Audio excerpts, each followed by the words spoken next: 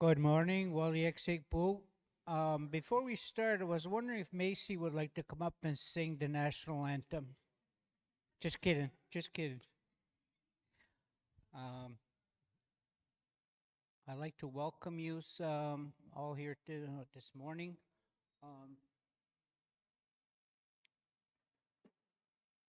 I guess to understand a little more of food sovereignty, planting seeds, gardening. Today, and like any other day, we're going to give thanks for the food that we do receive, the water, what's in the water, the food that's in the water.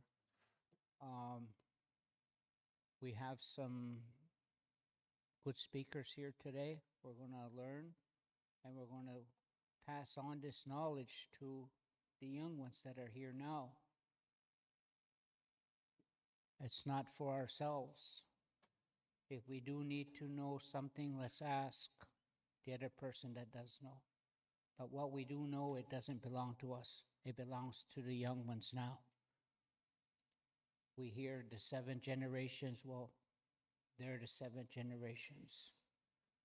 They're the ones that are going to carry on the famous Mi'kmaq nation, Mi'kmaq name, Mi'kmaq traditions, whatever it may be, whatever we got to pass on, let's pass it on to them in a good way. Thank you and have a good day.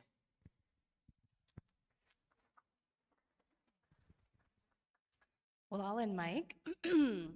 Willie Sikbug Imsit Wen Deluisi Page. Good morning, everyone. Yeah, day 2. Very excited. Thanks for being here. I just wanted to give a few thank yous and maybe like a very quick recap from yesterday. I think most of you guys were here. So I was part of a committee that came together we came together wanting to work together, and we had all of these different ideas on the table. And this one just kind of like came through as something that seemed really important and something that we can work collaboratively together.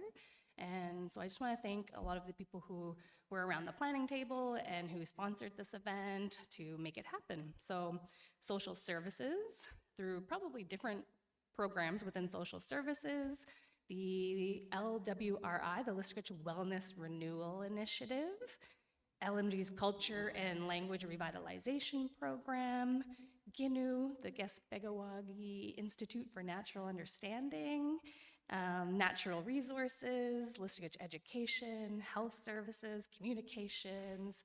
I want to thank Annette for welcoming us at the bingo hall. And I want to thank all of our speakers too. Did I say communications? Yeah.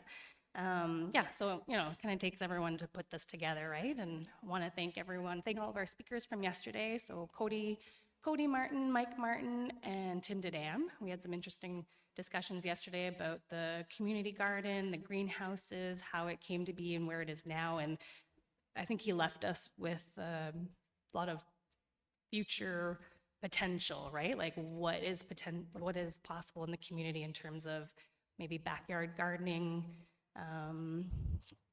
providing a lot more food for the community. How can we come together as a community to make it more sustainable? We talked, Cody talked a bit about the relationship to the soil, to the land, to the plants, how there's a lot of ceremony involved in planting, how there's a lot of practices that it would be really good to bring back into our work, right? As we're feeding our families, feeding our communities. A lot of food for thought yesterday. And we'd also launched a survey. If you're interested, you can use the QR code here and join our survey. So we got a lot of really great community feedback in terms of how can we strengthen food sovereignty in the community? How can we engage more community members? What would help people be more engaged in the subject? Just trying to, again, plant those seeds metaphorically, more so metaphorically, right? Like what do we need to be thinking about? How can we come together as a community to keep this going? Because it's really important, right? And so Yeah, really excited for today. Same format. We have 3 speakers this morning.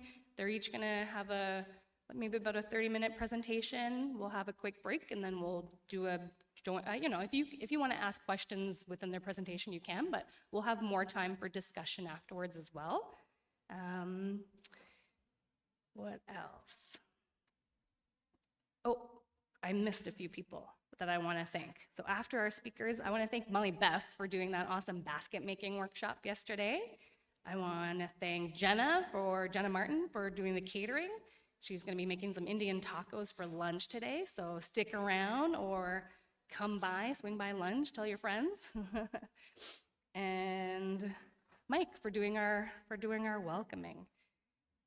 And so, yeah, we have speakers today, Indian tacos. We have our booths here. So if you want to learn more about Ginu, if you want to learn more about eel spearing, Cody has some information here about some seeds and some of his experience gardening.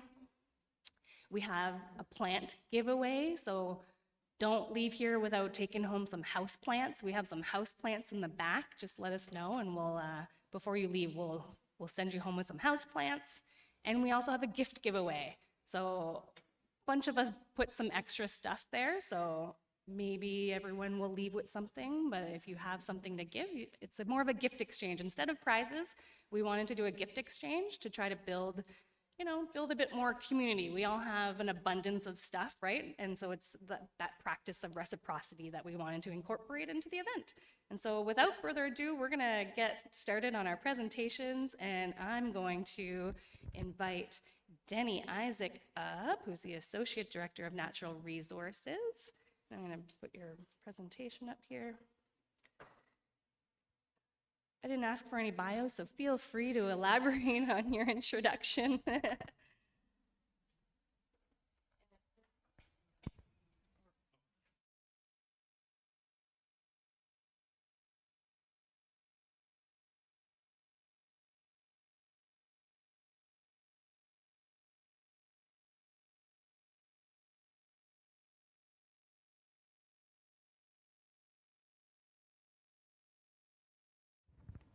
Good morning. Good morning.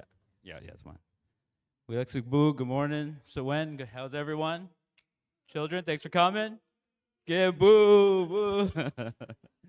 All right. Okay, so thank you, Paige, for inviting me. It was I was talking to Paige. I said when I saw her poster, I said I was interested in speaking.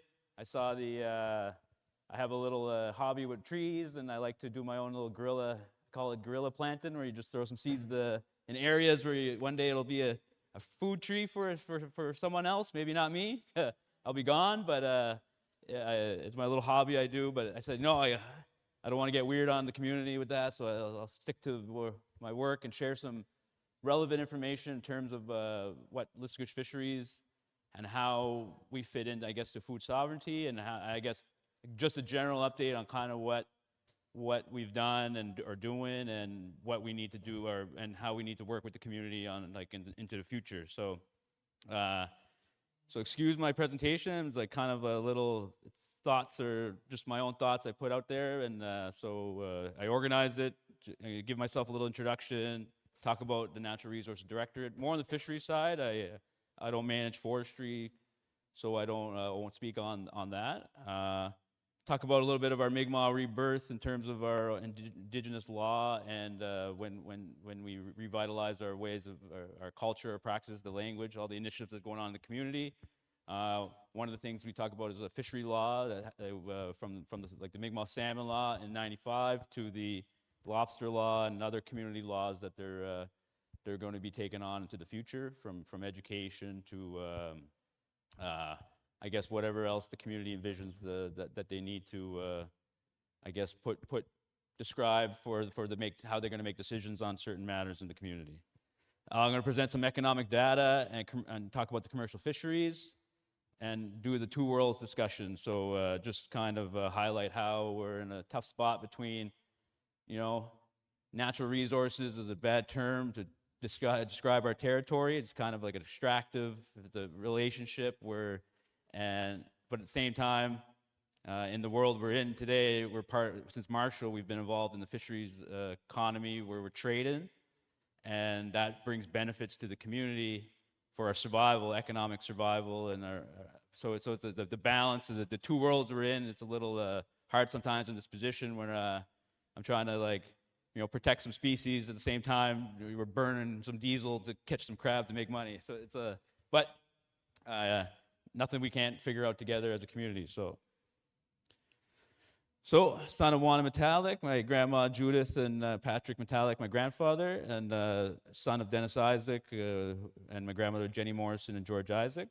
I have 3 children, Lily June Tripp, and my spouse Abusas Paul. We live in the community, and I work as the Natural Resources Director, it's Associate Director in the fisheries. And I've been involved in fisheries management since 2010 before GINU, GMRC. Yeah, and been with fisheries since around 2017. So quickly, our fisheries department is we broke it up into these units. So with the different operations, you have commercial fisheries, community fisheries, programs and projects, governance development, and administration and management. And essentially, commercial fisheries talks about the licenses we fish to generate money, access and benefits. We have boats, we have crews, and we have safety that we got to make sure we uphold. Scallop aquaculture, it's a new initiative we're doing. I'll highlight some of that. Community fisheries, we're more involved in lobster and salmon science, ranger support programs, and access management. So we do some licensing with the community. Programs and projects, so we do community events, a lot of DFO funding programs we have to manage and negotiate. And there are also we're not a business corporation, however, we do sell fish, so we have to have a little business development practice, but we're not the mandated from the band to be a business unit. It's more projects. However, the band, we work with the band if they ever want to evolve the business side of fisheries with another department. That's we're more natural resources, so make that distinction. Governance development, so we're talking about indigenous laws, the salmon law and the lobster law. Many legal files. I know for example, we have associations that are suing us for our treaty rights. We've won those cases, but there's we're coming with the law and negotiating with government. The other side of the coin is the settler nations that have issues with that. They're taking us to court, and so there's other challenges with we see in Nova Scotia the violence. So we're in a new relationship with Canada under the RRA negotiations, and like I said, that's online, the agreement, and in the event the community doesn't feel they don't want to be in that agreement, 10 days in writing, they can get out of it. So it's not a permanent agreement, and it's more of a different approach than fighting on the water or in courts. It's a way to negotiate and try to work, but it's not a. I'll save that for another day. But it's not a perfect way to do things either. So there's definitely things to improve. We do some community engagement through this department, education and research, and we have a new fisheries advisory body that we've about 10 members, pages on there, and we've had 2 meetings so far, but we're trying to get more of the fishery advisory body to hear some of our cases that our department faces when we talk about fisheries management governance, and they're able to give our advice. We write it down, and we're able to present that advice to say leadership or council on here's what we heard from on this topic, and it's not a decision-making body; it's an advisory body. And then administration management, essentially the strategic management of our whole department, policies, procedures, human resource management, and financial management accounting. So our staff, we have 14 full-time staff and around over 60 seasonal staff. It's growing because we have new lobster fisheries. We're starting, we'll be announcing that in the fall in terms of more information, but there's definitely more employees are going to be hired in that fishery. So our seasonal staff's commercial fishers, our science team, and our aquaculture team.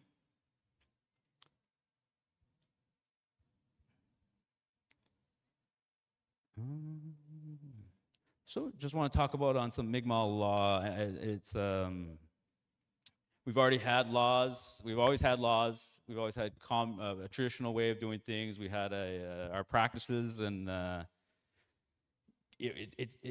the courts don't create rights and laws. They existed. They've always existed. Our inherent rights. It's just the courts have a hard time understanding them, and they need to recognize and they on their end. So, but obviously there was a disruption in our way of life, and I'll unpack that. But essentially, I just wanted to highlight this here too. It talks about how essentially we were forced to farm. Farming was kind of the first way we had to adapt our life to survive, because they cut all the forests, settled the rivers, and kind of excluded us from continuing our traditional way of life, where you'd use the territory to eat, to feed yourself, and whether you go move into the woods to hunt moose, or you need to settle along the river and live there and harvest. That became harder after many different reasons, and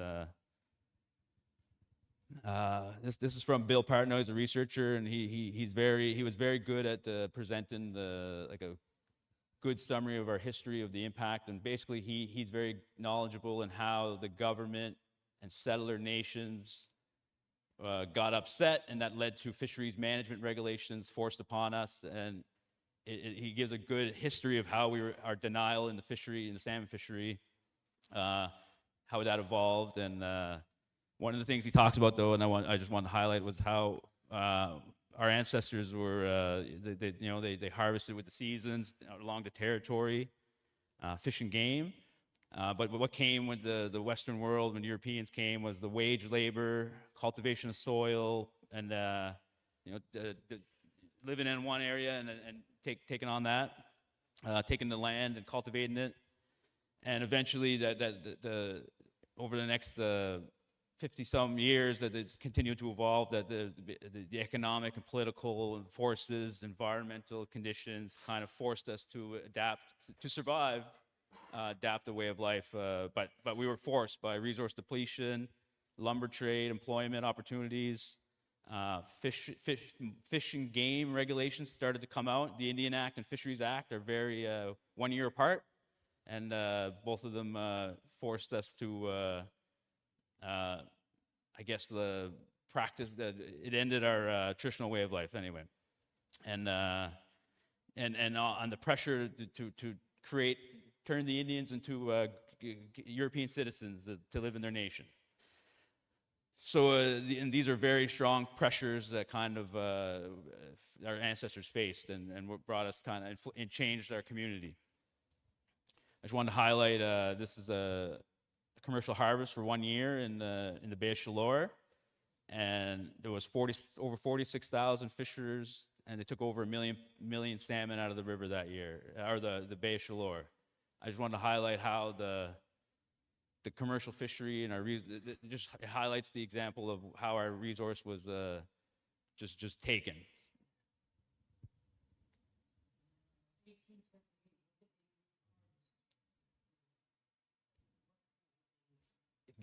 Gill nets were the tool that was introduced to us from the commercial harvesters, and they would ship barrels of salmon out.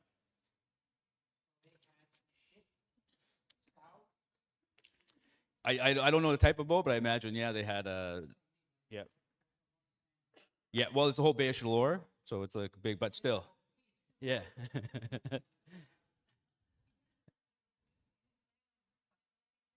Okay, right, yeah. So the question was asked, like, what were the technology, I guess, they were using to take this out, and yeah, yeah, yeah. A good question. I don't know the exact technology, but I definitely know a net was.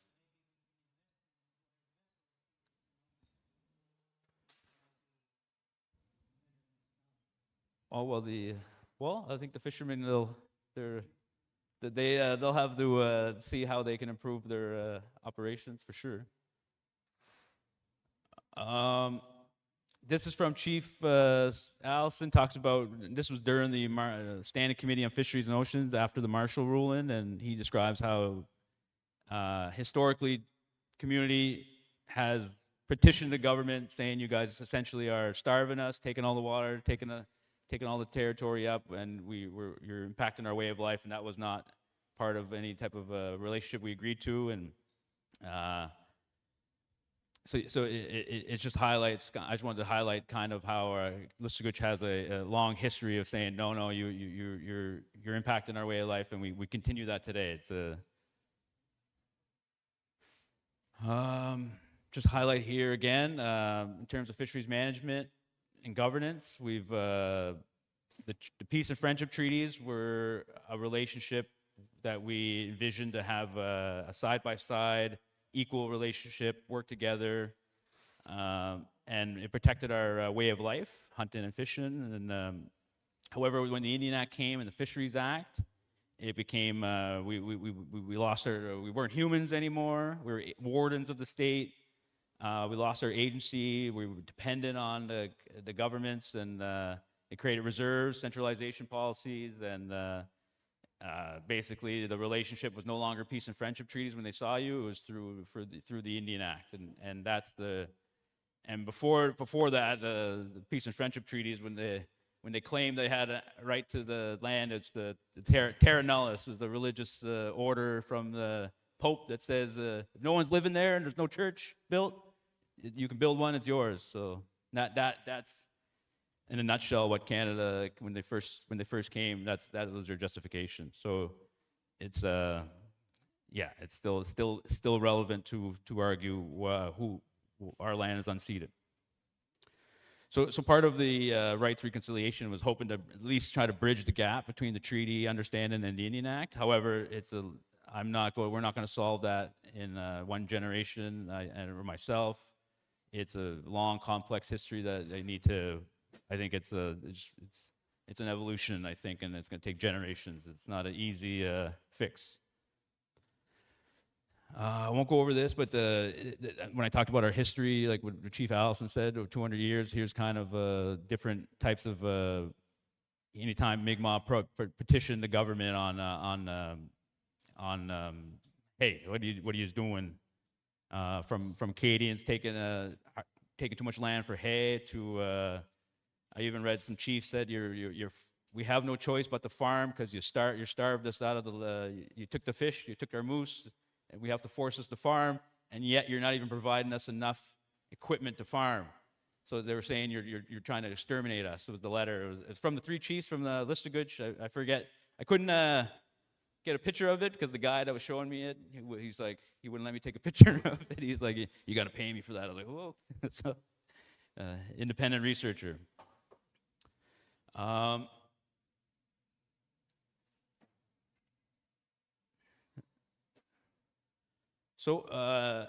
This is from Naomi Metallic, and she provided this to our fisheries advisory body, this text, and I'll just read it to you. And it talks about the revitalization. So about Indigenous law. So although Indigenous people, including Mi'kmaq, govern their lands and lives for millennia, the imposition of British and Canadian law disrupted the transmission of Indigenous legal traditions in many communities, made it difficult to practice those Indigenous laws.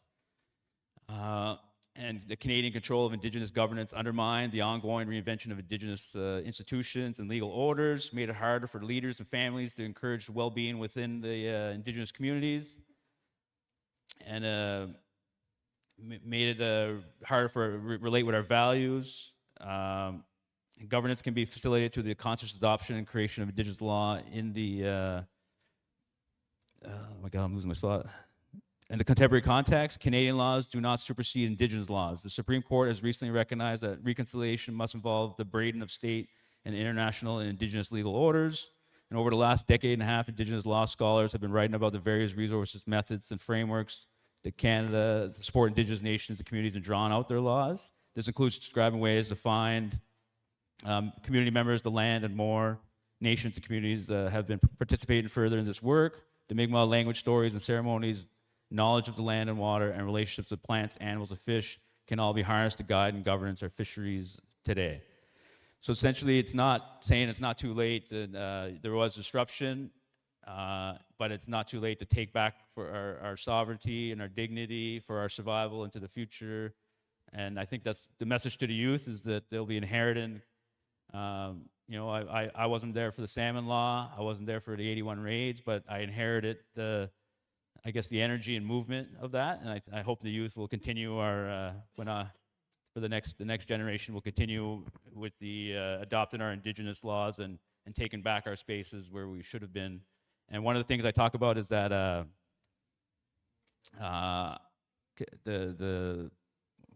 where's the word?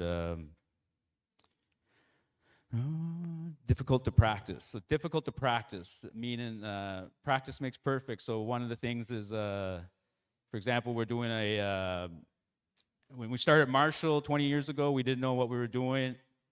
And today, from experience, trial and error, learning, making mistakes, we learned so much, and we're doing things better. Same thing when we start governing ourselves through our laws, we're going to make mistakes. And I think, from the disruption we had, we weren't able to develop our capacity, and I think that's one of the biggest things I feel like were impacted us. But moving forward, if we continue working together, we'll get better at it, and we need to start trying and keep practicing it, and we'll get better and better, and the next generation it'll be like a common practice for us again. Just quickly on salmon law, some values: protection, sustainability. What I want to highlight too is the food sovereignty, in terms of so we harvest from the territory. The territory provides for us, but we have to make sure that we have some value systems that we uphold, or at least hold to each other, so we're not impacting. I guess one person told me before, it's like, how do you handle the individual and the communal rights aspect? And he said, well, when an individual's practice impacts another community member's right, then the community can step in, and I guess the collective rights will then be discussed in terms of how the individuals impacting the collective rights.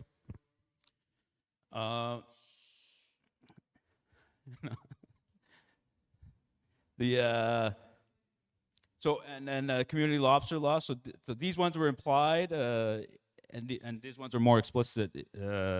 So Angodamuk, taking care of something in a careful manner. Abajikmuen, sharing, giving back. Get me to manage is respect. So caring for the lobster and everyone involved in decision making. And Walt Datameg is green in thought and a form of conscious decision making. So these are what we try to uphold in all of our fisheries, mostly in the lobster law. But I think, like I said, it's evolving, and our values can change. But I think it's important that we don't lose sight of our territory, and not just to be exploited for money. And I think that's why doing our ceremonies and continue the ceremonies on the territory builds that relationship and understanding in our hearts and minds, so we don't forget that, because it's easy to forget that, given the pressures we're all faced with the modern world. And then in the Nimikkinen, I'll share that. I'm not going to read those, but there's more values that were unpacked during the Nimikkinen community research from MMS back in, I forget when, but it was there was a lot of elders participated in developing these value systems in the Dominican document.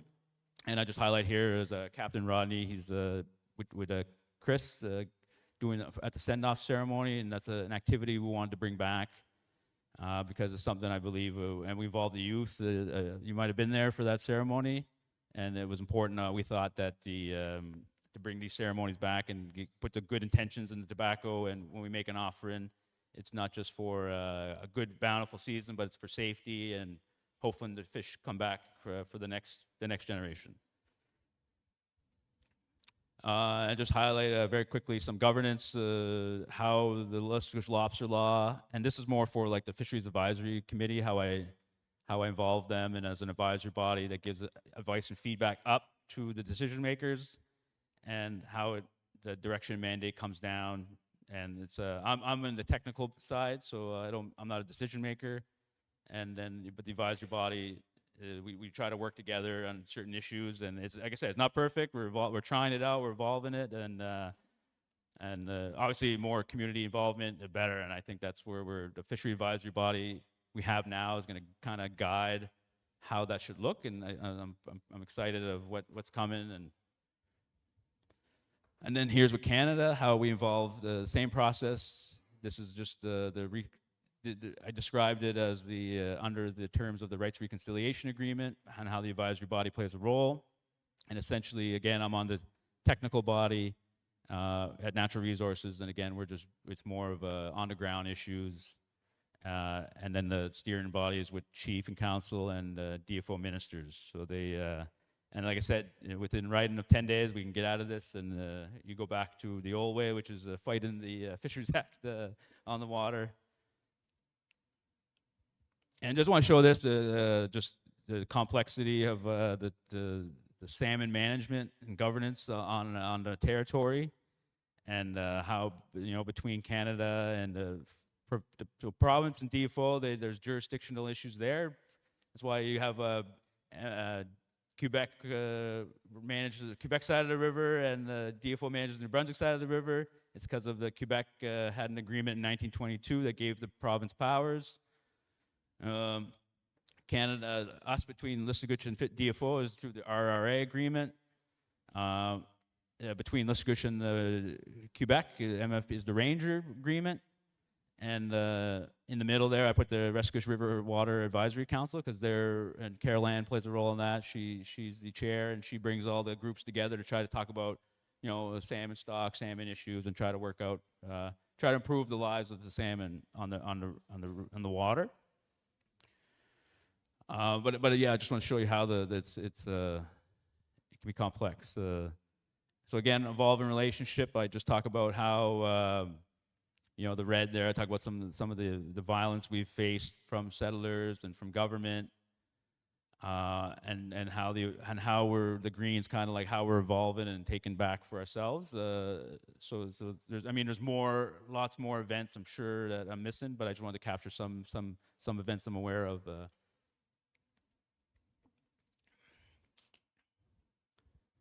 And I'm sure. For example, Lynn talk about the Magwasha Wharf incident. She was there in '96, and people during the raid. Obviously, there was a very impact to the community. And I just want to highlight, how the community stood up, fought back. Shows how the government, used violence in the Burnt Church crisis. To today, kind of how we're doing our own dockside monitoring with our own ranger crews, and we're managing our own fisheries, issuing our own permits. But however, you see the top there is the association group just had a press conference yesterday, how they're protesting our, I guess how DFO's reconciliation with indigenous people in the fisheries. They're protesting it, and they're getting those threats of violence. They're going to cut our gear, cut our traps. There's I think the QPP had to get called to the meeting to warn all the fishermen that if you've harassed any indigenous people, you'll be arrested. So there's a new thing I've seen. I've never seen cops get invited to a fisher meeting. So, but like I said, it's a challenge that we face. We think people are just gonna give the Mi'kmaq some space, let them in. No, there's challenges, and every issue we faced in the past was from settlers saying, we got to do something, and that's how these fishing laws were imposed on us, was because they were upset that we were fishing still when they weren't allowed, or they were ruining their fishing business at the time, or. So quickly, just talk about, I'm going to move through, I think I'm burning my time here. Commercial fisheries, talk about our communal licenses, just to give you a picture. Snow crab, 2, shrimp, 1, 5 lobster, 4 rock crab, 4 ground fish, 4 herring and mackerel for bait. We have 1 redfish license. And we just got 7 new licenses over the next 3 years. And they're exploratory, they're not protected under commercial communal. They're more experimental science licenses, so that's kind of we're gonna challenge that, but because it's not it's just we feel that this is just another form of denial when it's clear we've been asking this for years, and there's an abundance indicated. What's the issue? So that's something we're still going to address. Commercial communal are ours, protected. And they have that protection under Section 35, meaning that that's the communal. It's ours for our life, and we'll pass on to our children these licenses. And these ones can be taken away if the scientists say that's not. So it's a science. That's what I mean. It's science. We have 17 vessels. Not all are commercial though, but I'll just highlight them here. Some between snow crab, shrimp, science, lobster. We got 2 new vessels for our lobster fishery. Aquaculture, we have a new vessel that we purchased. The old barge, the old eyesight at Gidnu, we have a plan for it. And we have some surplus vessels that we need to sell. And just to show you a distinction, the sizes between our vessels, the top one's the Listuguj 1, was our old science research vessel and aquaculture vessel, to the new vessel, the Listuguj Midwajij, that Captain Blaze Isaac draws. It's an RSW vessel, it's a snow crab vessel, so that's they're quite big and they use a lot of diesel fuel. Here's a 2024 fishery where it took place. So the blue dots are our snow crab catches. Red dots is where our lobster fishery happens, and yellow dots are ground fish fisheries. So a total value of 6.4 million and 787 tons. This is on the left side of the image is the volume landed by species in our community from 2015 to 2024. And on the right side is the value in terms of millions of dollars from 2015 to 2024. And the blue is snow crab on the bottom. The pink is shrimp. And the yellow is ground fish. Red is lobster.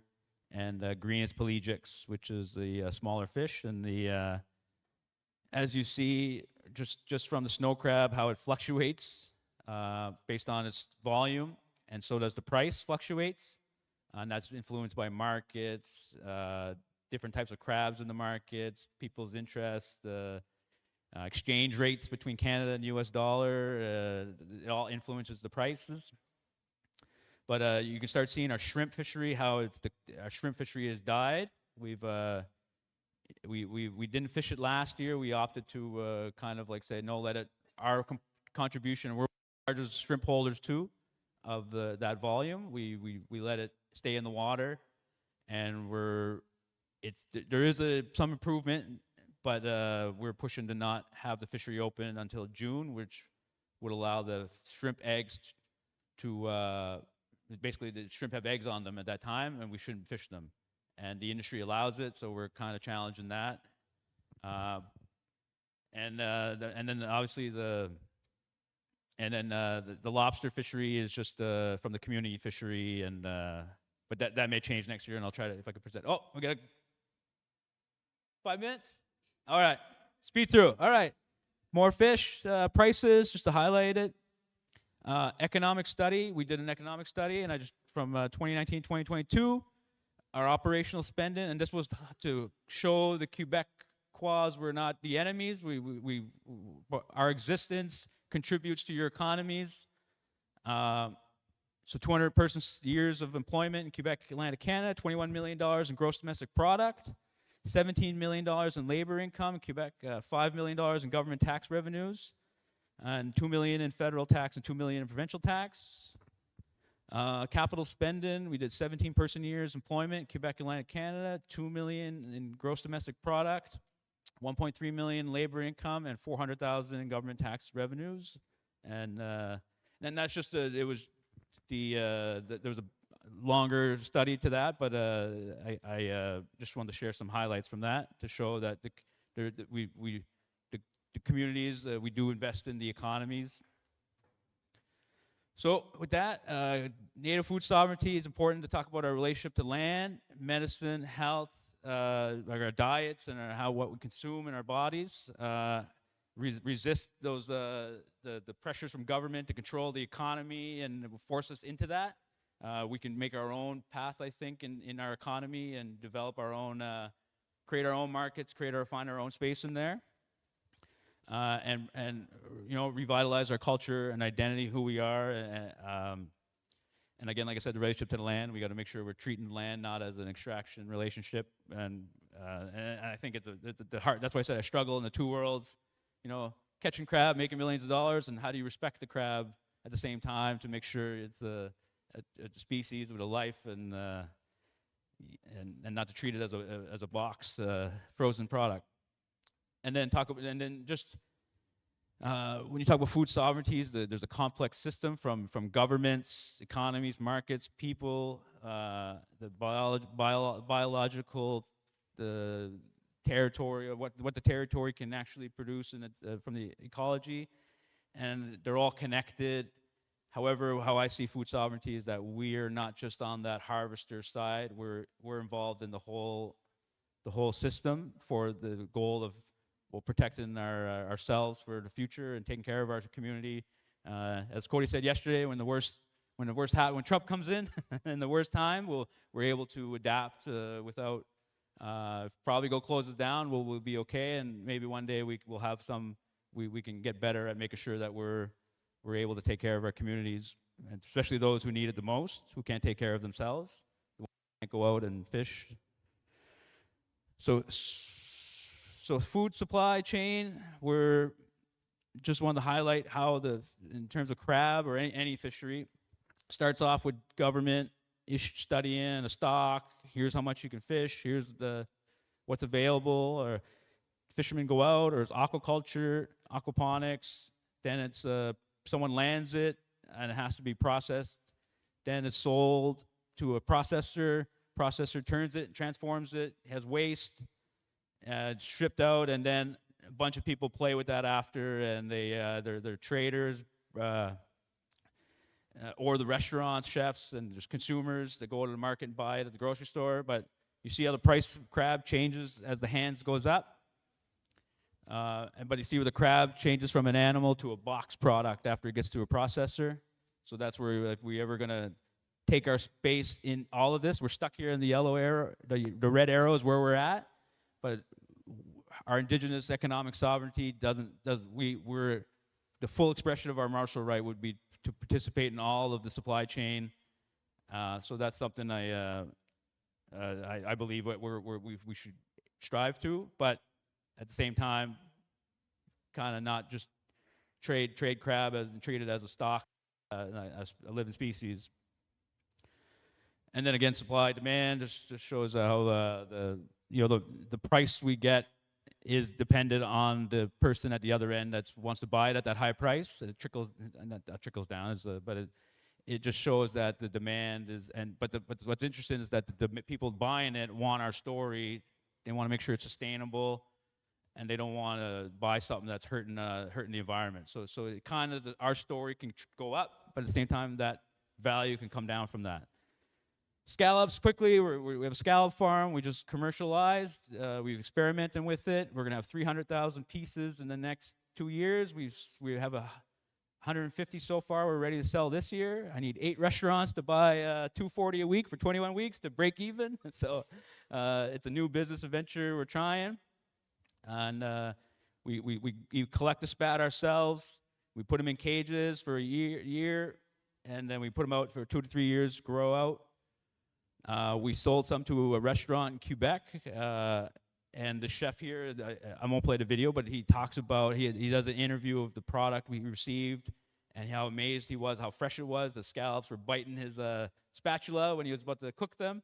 And here's one of the scallop dishes he serves, and it's $300 a plate, no menu restaurant. So that's our target, is the restaurants in Quebec and Montreal, and they want to hear our story. So here's our scallop advertisements. Here's our team when they're shipping it to Quebec City. Boxed it, shipped it. We're still experimenting with different types of branding, labeling. We're a product of Quebec, but I'd say we're an indigenous product, but there's no branding associated with that. So we're looking to create our own type of certification. There's MSC certification as well. That's more of a global. If someone sees that on a package, they'll say, okay, I trust that this has went through some audited process and it's sustainable. And again, close my final thoughts is just in the face of political and economic and language and cultural resurgence, we need to balance the need to survive in this Western world, make money, and it's a reality we face, pressure we're faced with. At the same time, avoiding the further reduction of our relationship to the territory down to economics and natural resources. So realigning our spiritual relationship with the territory and each other, and promote our value systems in all stages of the supply chain, no matter the level of our participation. So with that, I thank you. I'll leave you with that. And I think we're doing questions after. So yeah, thank you.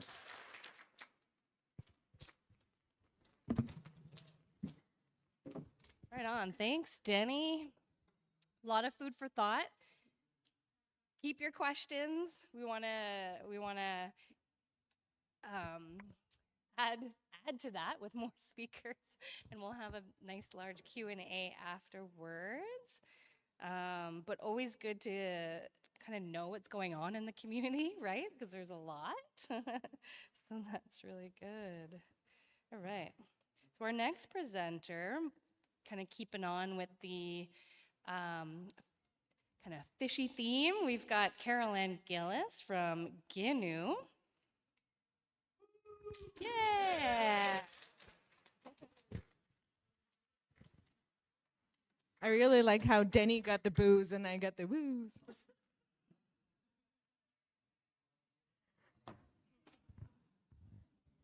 Is that a good display? Is that a good display for you guys? Do you see the slides well? I think I can. How do I do that? No. Okay, 1 second. It's fine. See how long it takes. If not, we'll just show it like this. Wel ik ziet boek, televisie Caroline, Leowi Maraweg, Wigi Gameg. So Denny spoke about the Listuguj Science Forum and the Listuguj watershed and how it's kind of at the nexus of all the groups locally. We kind of try to bring everybody together to present the science from the last year. So we hear about water temperatures, water levels, stock status. It can be anything around contamination. It can be, but it's mostly salmon focus and river habitat focus. So I'll present some of that. Now I don't know where the download went to. Is it here? Where did I go? Here.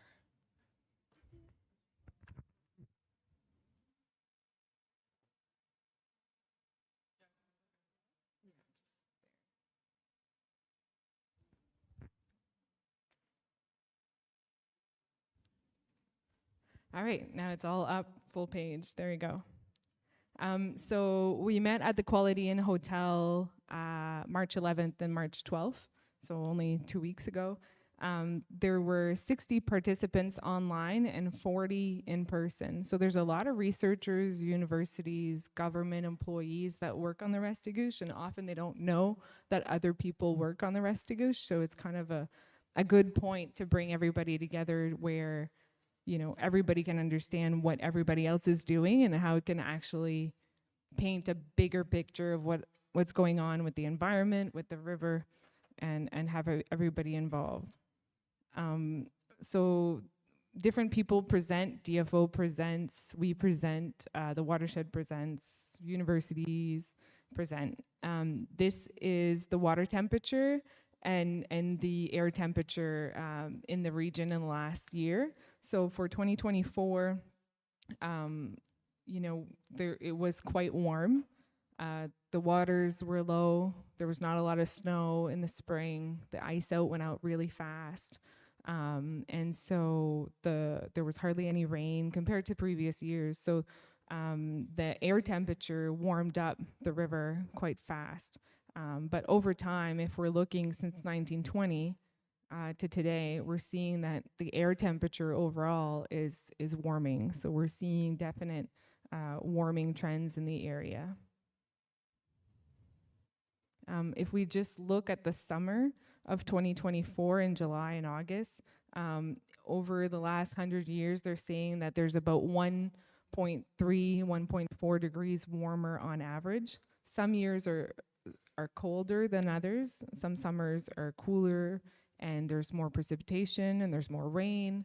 But overall, we're on the trend of warming, and the average temperature last summer was 20 degrees. There's different gauge stations on the river. There's the Listuguj River and the Listuguj River. Usually peak ice out is later on average. We get ice out in May and or in April, sorry, and the high peak flows in May. And we're not getting that really anymore. We're seeing ice out happening earlier and earlier. And on average, it can be almost 9 days earlier than it was 100 years ago. And it's probably earlier than it was more years ago, more than 100 years ago. So we're seeing that the river was really, really low, and the ice out was early. Without any snow on the land, it caused almost like a flash flood. So we had peak flows, the ice out, and then the water dropped extremely fast. And so by mid-June, we had July conditions. And so the river was really, really low. And that causes the river to warm up. So there's different temperature loggers, and there's even more. We have some that we also put out into the water on the Quebec side. And so these are our DFO sensors, but they're showing that the max temperatures are all above 20. Salmon can get stressed out at temperatures that are above 20 degrees Celsius. So when we feel like it's a good swim in the river, well, it's stressful for salmon. Anything above 23 degrees Celsius is extremely stressful, and 28 degrees is actually lethal. So salmon, if they can't find deep, cold pools to hang out and cool down, they could die of warm water exposure. So we're seeing warming trends. So we need a lot of snow on the land in the winter, and we need a good high spring flow, and we need rain in the summer. And so that's not what we're seeing over time. So we're hoping for a later ice out this year than last year, but the ice is moving already. If we look at the water temperature, we have different stations that we operate. We have one at Brandy Brook. And if we look at the stressful conditions, so the 20 degrees, it's this line here. And the water temperature is the dark blue. So we're seeing that we're often above 20 pretty much all summer. And that 23 degrees, which is orange, we're reaching those stressful moments a lot. And then the lethal temperatures, we did reach them twice, in mid-July and then in early August. We didn't see a mass mortality event of salmon, but it's conditions that can cause fish to be extremely stressed and die earlier, or get disease, or get fungus into the fall. So that's causing conditions that, they might not be able to get to spawning. So there's also river closures that happen. There's a warm water protocol that's been in effect for about 5 years, where if the water is too warm, there can't be any fishing upriver. So they'll close the camps down and they won't fish, but they'll open in the mornings when it's cool. So depending on the water temperatures, they'll close the fishery, and then they won't fish at all because they're stressful. But they're forced to. So it's a DFO mandate, and there's a committee that decides when the water temperature, based on this data, to close the fishery down when it's too hot.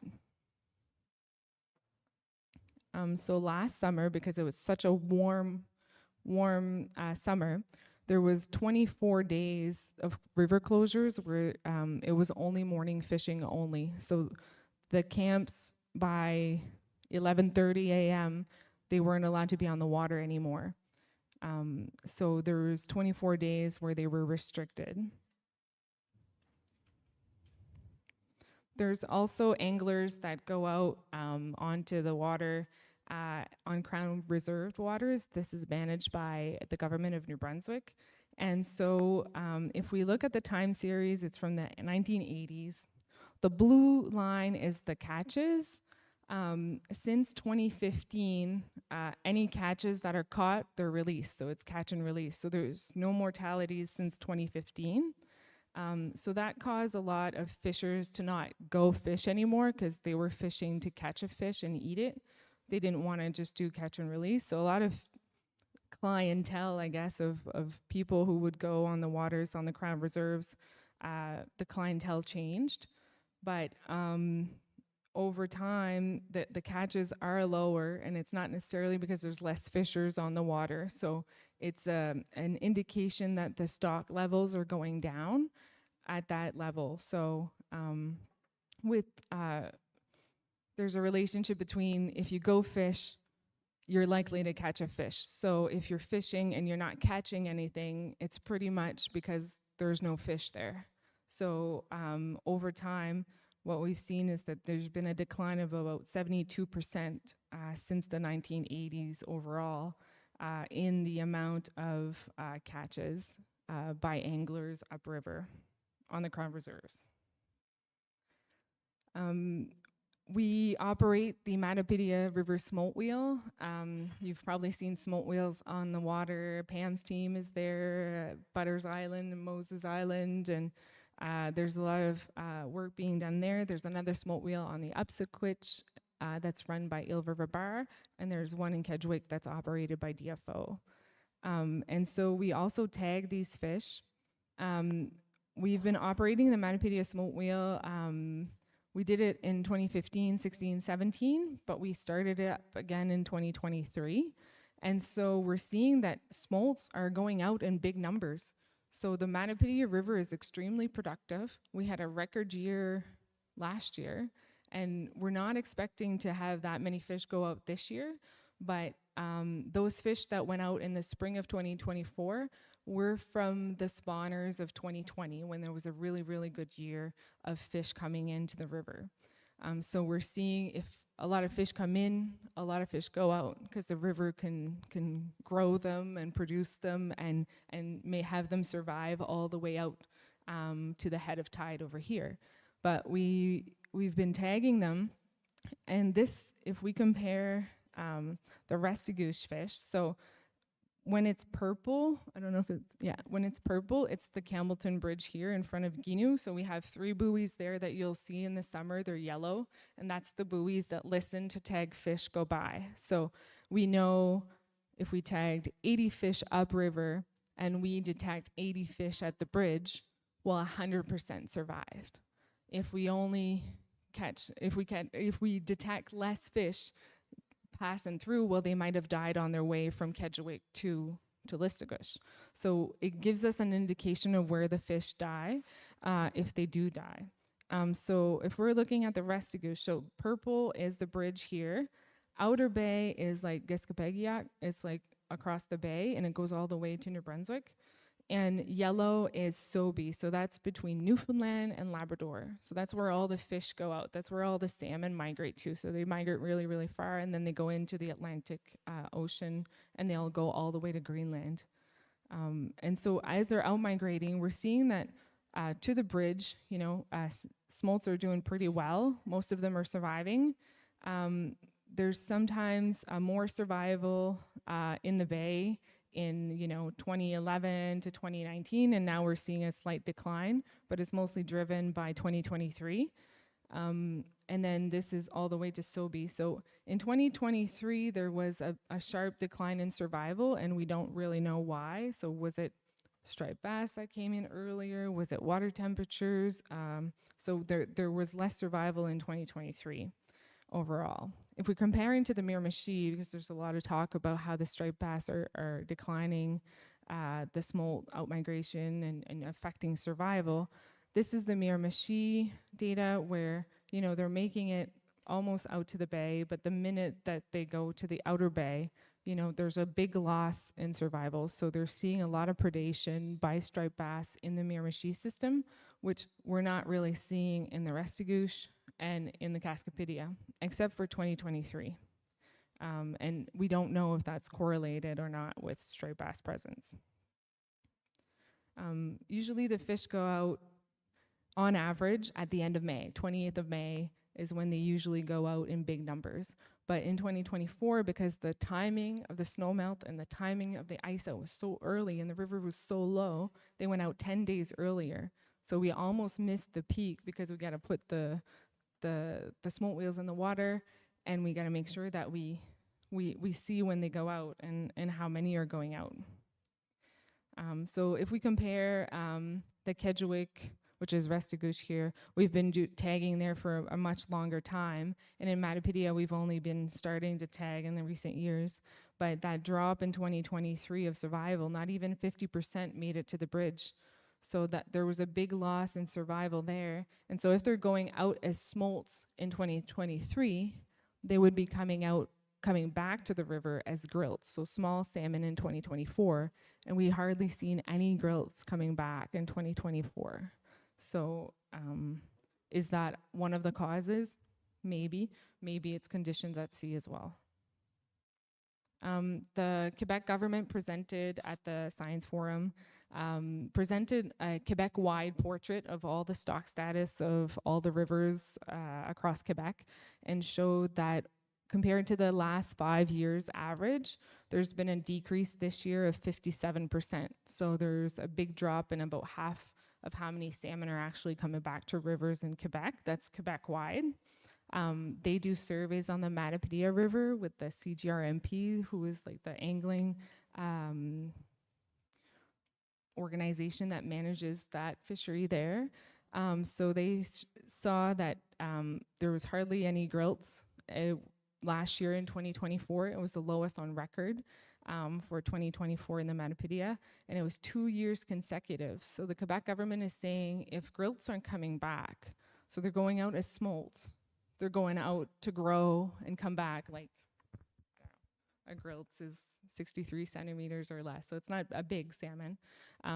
So they're coming back, but if they're not coming back, they're saying that it's because the ocean is not feeding them enough, that they're dying in the ocean. So either they're not eating enough, or they're getting sick, or they're being eaten. So there's hardly any grilts that came back, and so that's kind of an indication that to have 2 years in a row where there's no grilts, it's concerning, and they're saying that that might be disastrous for 2025.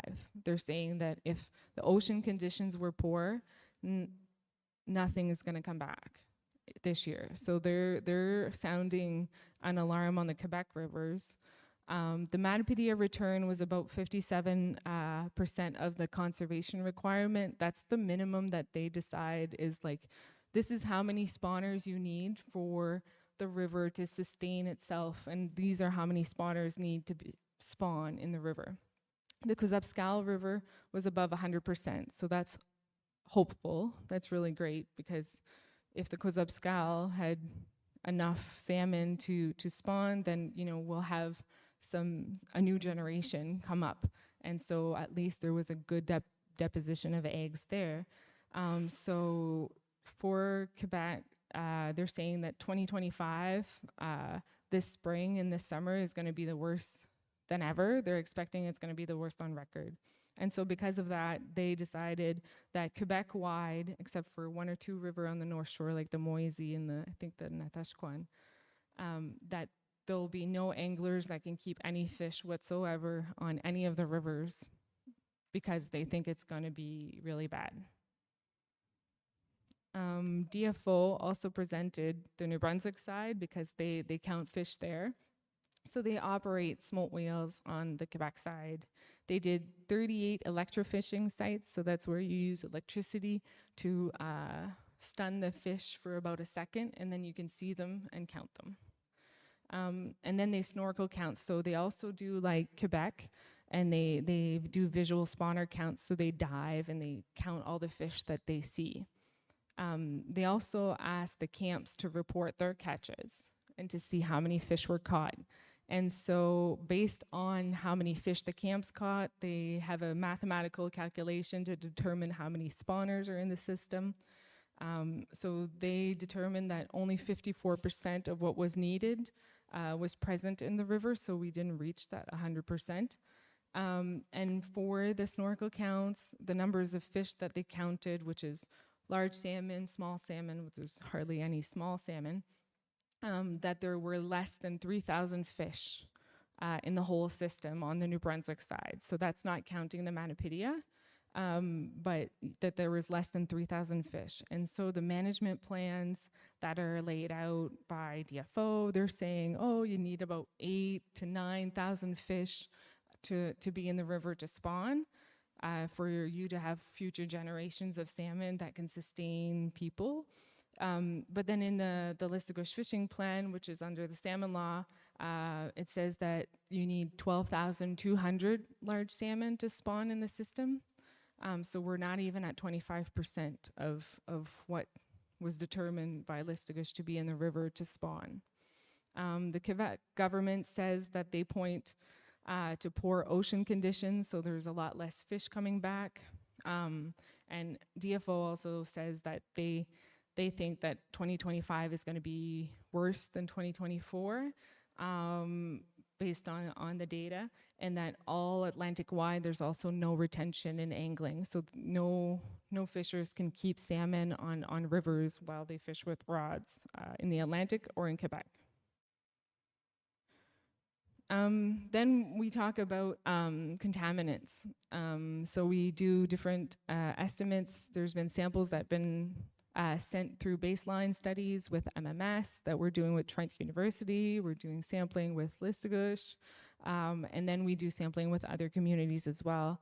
And there's past studies. So there's a long legacy of contaminants in the bay. There's different industries that were here in the past. Oil spills, shipwrecks. There was a smelter, thermal plants, the lead smelter. There in Dalhousie, there was the chloralkali plant who put a lot of arsenic in the water, and it's still leaching out to this day. They've initiated cleanup, so we'll see how well that goes. The pulp and paper mills as well also have an impact on contamination.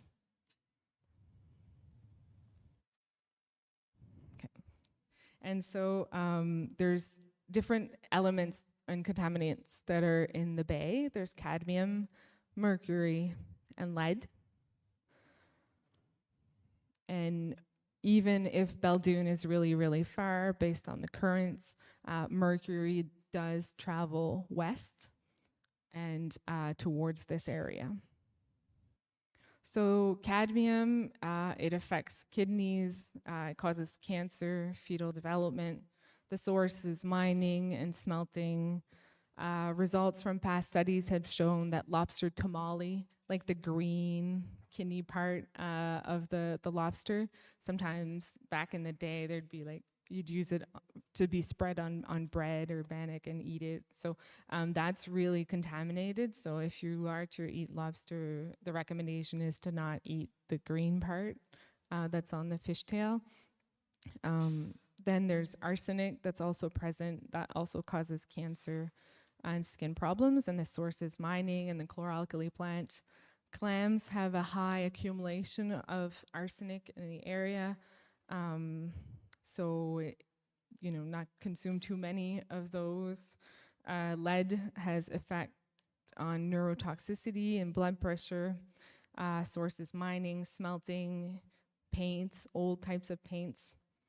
There's mercury as well. Those are also neurotoxic and cardiovascular, reproductive, and fetal development. The source is coal and other fossil fuels, and the chloralkali plant that's present, still leaching in Dalhousie. So there's a long legacy of contamination that's still here. We can look out into the bay and it's really pretty, but under the water, it's really contaminated. So yeah, if you have any questions, I think we can chat after.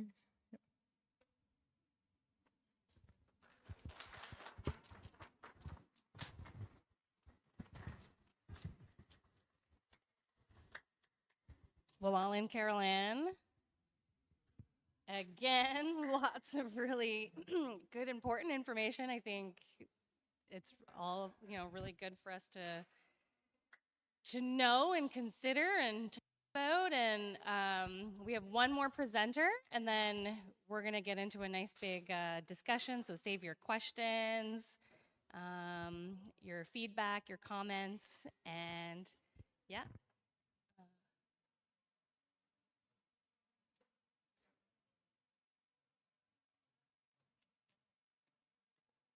Did you send me your presentation? Okay. So our next presenter is Anna Basque. We're gonna shift gears. I think it's fair to say we're gonna shift gears a little bit because I know Anna likes to get her hands dirty in the ground and take care of seeds and plants and all that good stuff. So we're gonna shift gears a little bit, and I'm gonna get her presentation. Did you email it to me? Yeah. Okay. Perfect. We're gonna get that set up very quickly.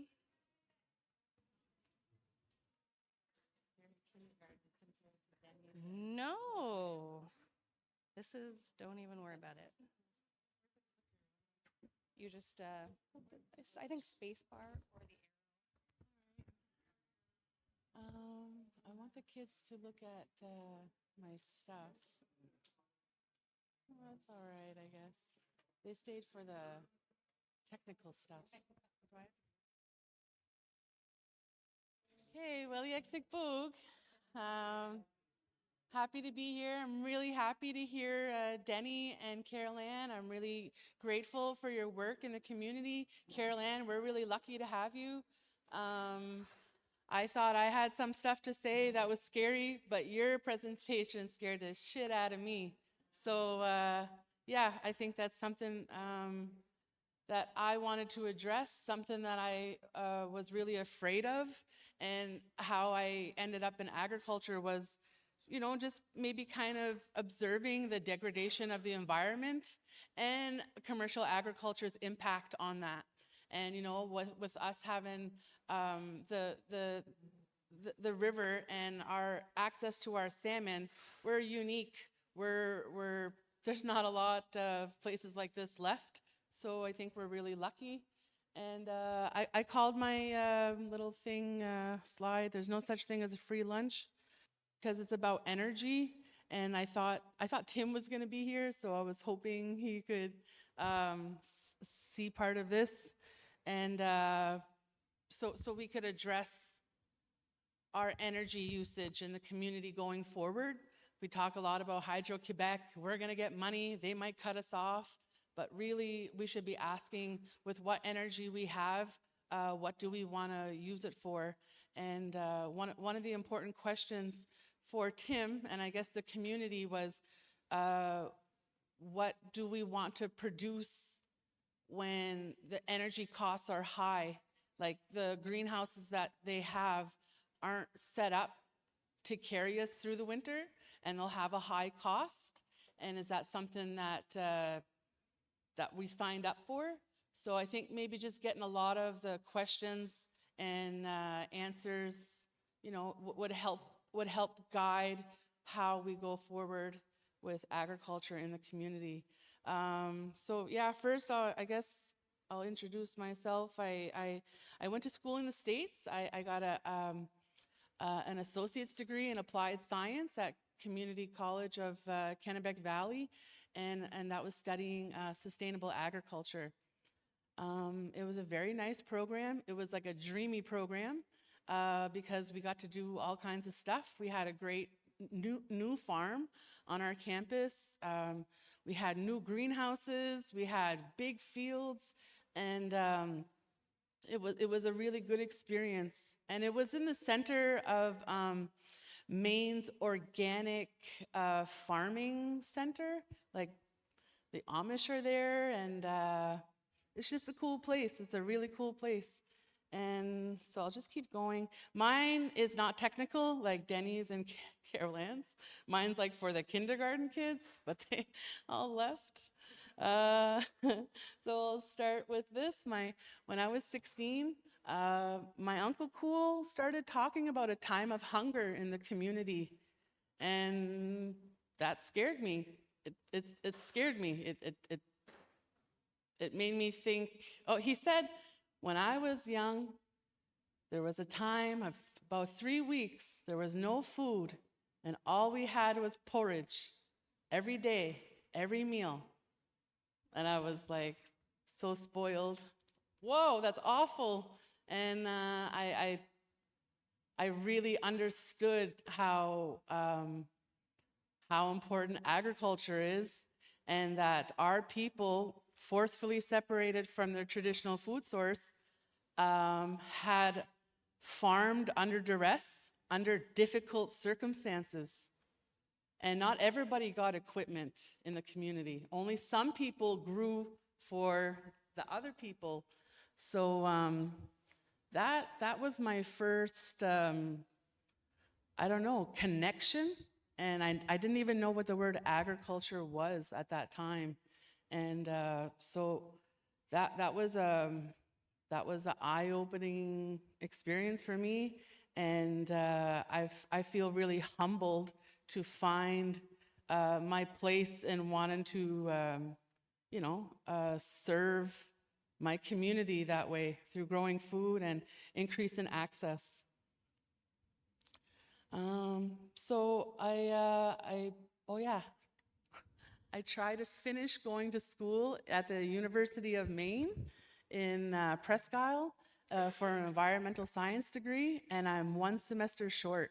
So I'm incomplete for my science degree, but kind of don't care right now. I'm still interested in agriculture. It's still very important to me.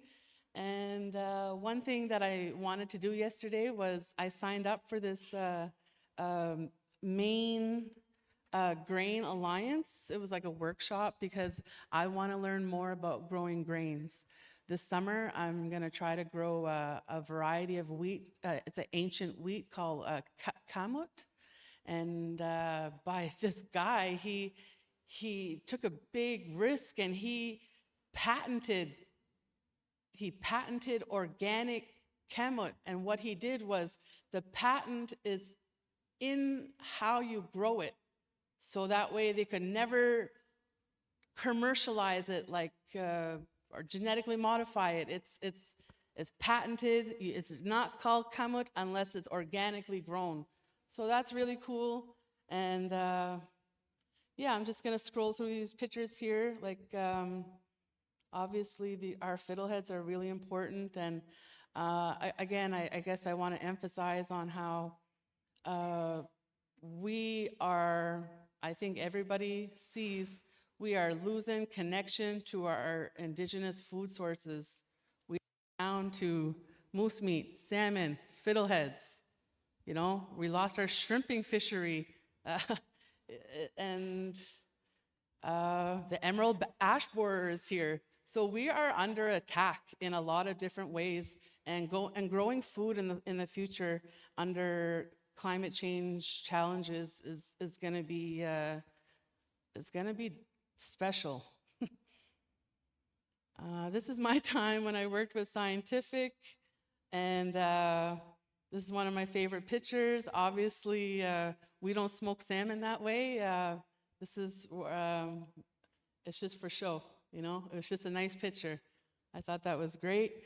So our salmon, everybody eats dubbeduns with their salmon. So I'm just trying to promote agriculture through that way as a supplement to our food source. Just to say that, when our ancestors farmed under duress, that we should honor that, because we're still here today because of it. And I don't have a picture of a basket. I don't think I do anywhere here. This is just Johnny's. This is close to where I went to school. It's where, all the graduates wanted to go work. It's one of the best seed companies in the Northeast. And they specialize on lettuces. And I just wanted to talk about Maine. Maine has a really big agricultural industry, and I feel like a big part of it was from utilizing the Mi'kmaq technology and employing our people to make potato baskets. Maine's potato industry was 100% dependent on Mi'kmaq technology. And McCain's is so big, along with Western New Brunswick, McCain's is so big, one out of every 3 French fries sold in the world comes from the St. John River area.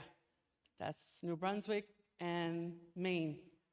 So we have a lot to learn from that, you know, and today it's less than 5% of Maine farmers that use potato baskets. It's all, they use trucks and everything is mechanized. But before, when people were picking potatoes and using barrels, they used Mi'kmaq baskets.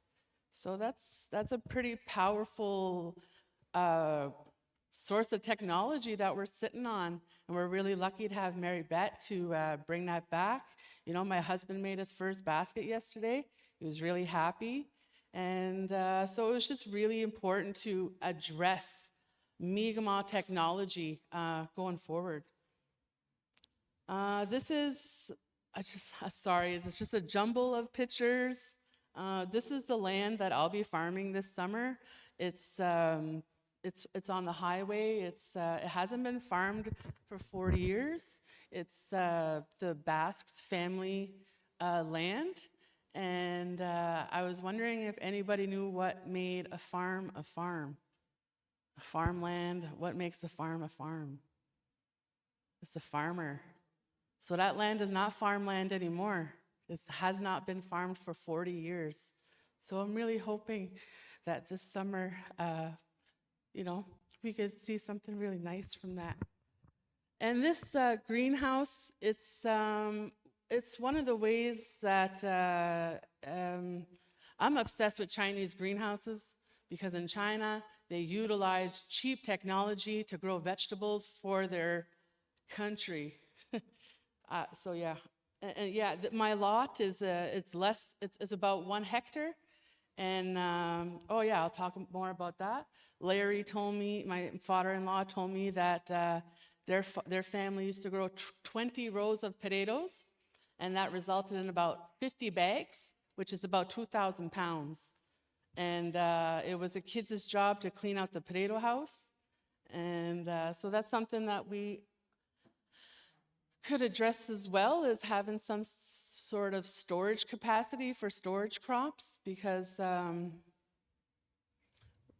this summer I'm working on building a business, and these past few weeks, because things have been changing a lot in agriculture. I mean, the global food supply chain is really bugged out, I guess. I'm in the process of revaluing my potential produce for war times and high inflation. So potatoes are cheap right now, but they might cost a lot in February. So I pay attention. I pay attention to the news. I pay attention to the Canadian grain exports. I don't know. I pay attention to just this. It might seem like obscure stuff, but it's not. Trump, he's no joke, and he's attacking Quebec dairy in a way that we don't realize. He's trying to dismantle our system of management for dairy. Yeah. So I'll just keep going here. These are all just tools. They're just tools, and I wanted to show Tim. Tim kind of had this thing yesterday about some vertical farming idea, and vertical farming is great for some other people, but let me ask you this, at what cost? At what cost? At what cost are those farms doing with the price of electricity going up? You know, it's just ridiculous. So I use this, the CAFO. I hope you guys all know what CAFO is, at Concentrated Animal Factories. And this is my example of a vertical. So that's how I feel about vertical farming. It's a high energy usage, and maybe there's other technology that would help us better. This is the design for a Chinese greenhouse, and what it is it's not, it doesn't have the traditional open, the two sides, and it's split down the middle, and so you just get the south facing, and they use blankets. They use blankets, and they put their greenhouses to bed at night, and then they take them off in the morning. This is Josephine Madame, and in 2017, she came to Eel River Bar, and there was a ceremony, and I was going to school at that time, and she came and she told us, she said, water is going to be the price of gold in 2030, and what are you going to do about it? I never heard anybody address it since that time, and I've been sitting on that and sitting on it, and it's in 5 years. That's in 5 years that, you know, we could see a very big change.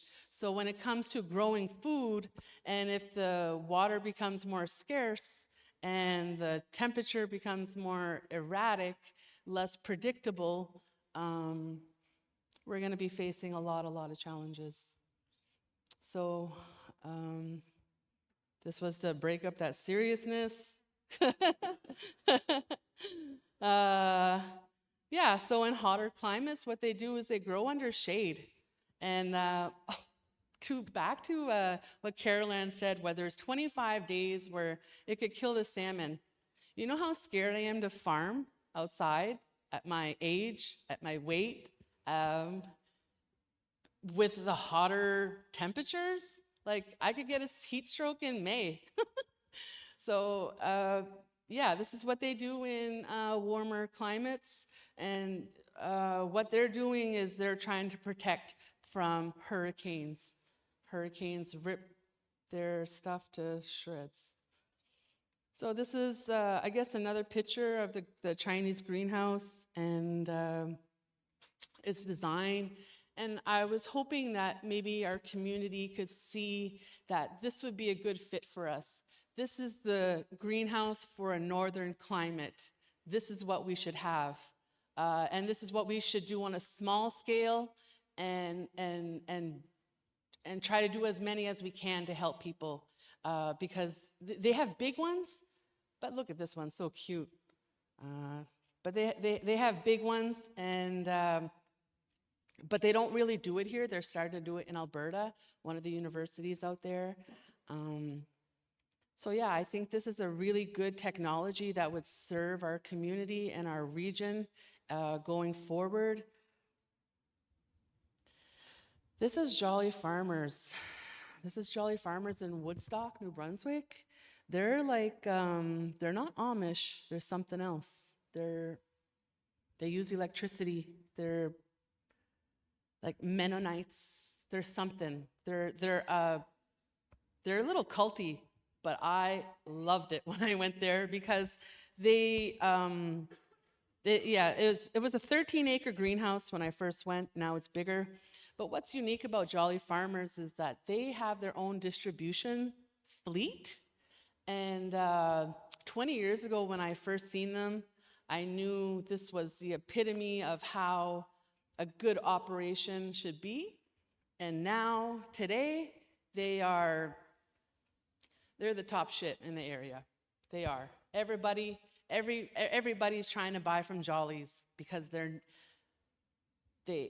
operate so efficiently, and they took care of their own distribution, and that's I think it's like 25% of the cost of growing is distributing. So the distributors get a big cut from when it's like farmer to the grocery store. The distributor gets a lot.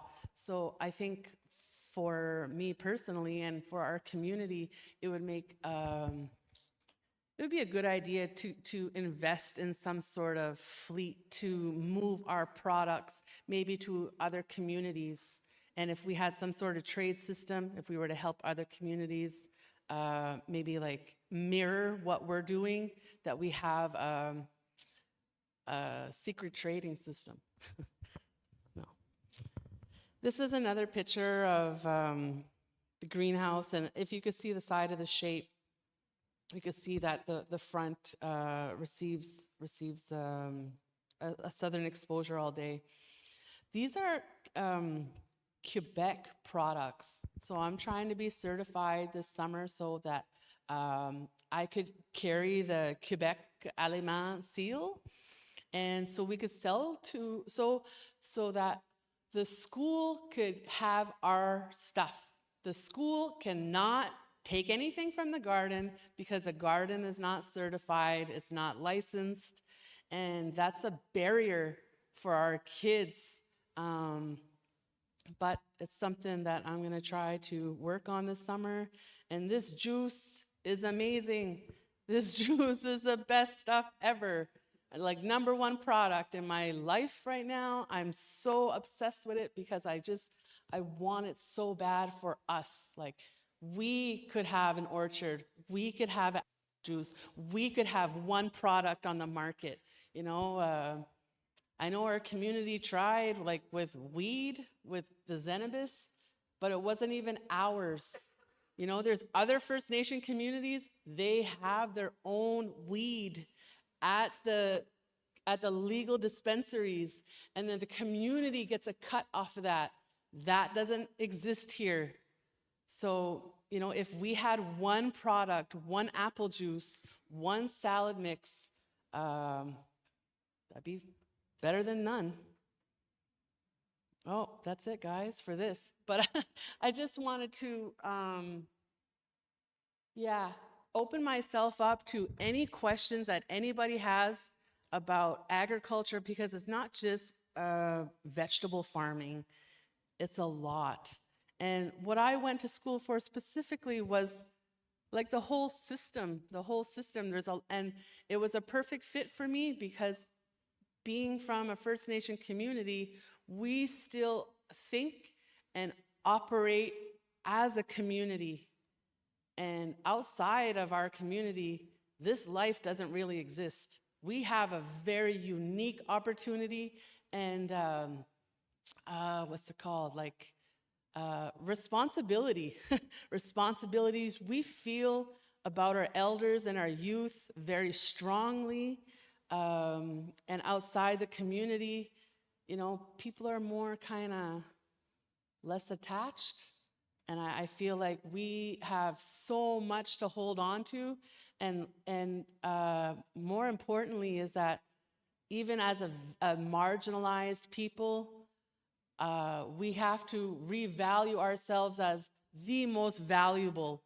We are the most valuable market. I don't want to produce for anybody else other than Listuguj. Like Listuguj first, and then everyone else surrounding our community, because we are intertwined. We're intertwined with New Brunswick. We're intertwined with Geskabigiak.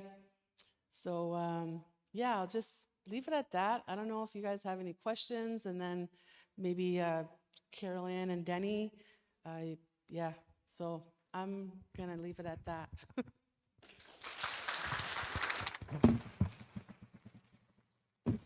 Well, and Anna.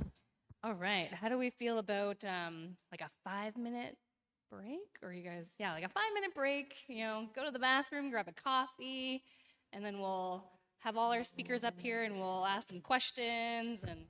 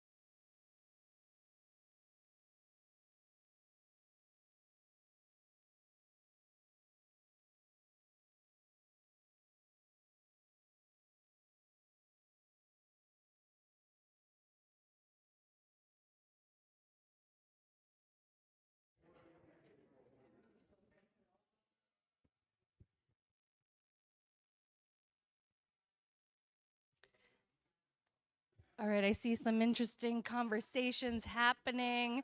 Hoping we can maybe have get back together and have a group discussion and share some of these questions, ideas, thoughts, concerns coming from any of our presenters this morning, and hoping we can have a larger discussion around it.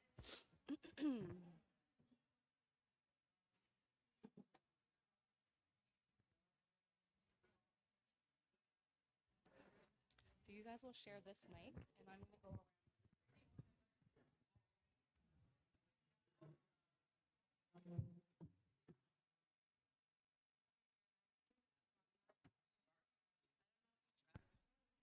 All right, does anyone want to start us off?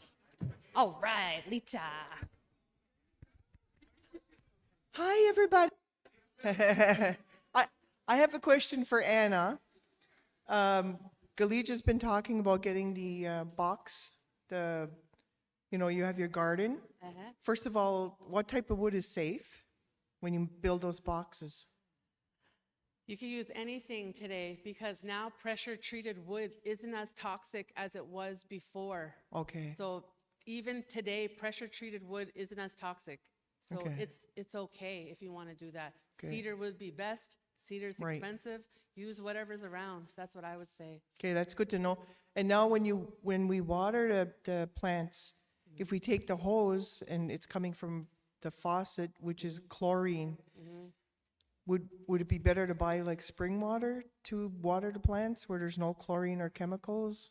You're opening up a can of worms for me. Well, I was It's asking. fine. It's fine. But I'll say this, that I think our community should invest in a spring from the mountain. So we have a running source of clean water Yeah. when the electricity goes out, and a pump house, let's say the pump house isn't working, or when there's a boil order. I'll just say this, not being on Facebook, I don't know when there's a boil Right. order. Somebody has to send it to me, and I get scared. And I'm like, oh my God, our baby. Yeah. Our baby drinks bath water, Yeah. and we like not all the time there, but when she feels like it. Yeah. So yeah, yeah, the spring. I think a spring would be a really good idea. Yeah.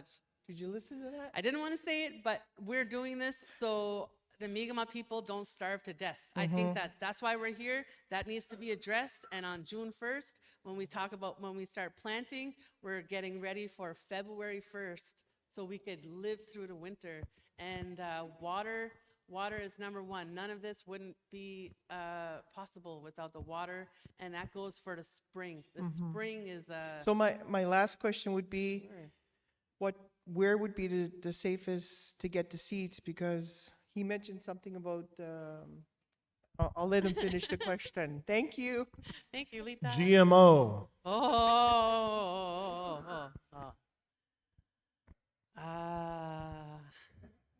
Like if I were to guys. grow a garden in the future, I wouldn't want like genetically modified seeds. I want like Right. as like original as possible, organic. Yeah, well, okay, so you can't buy genetically modifying corn because you have to sign like a waiver. So don't worry. And like Karen said the other day, try to buy heirloom seeds. I buy from Johnny's. They're a seed company. They don't make a lot of money on heirlooms, so they hybridize their seeds.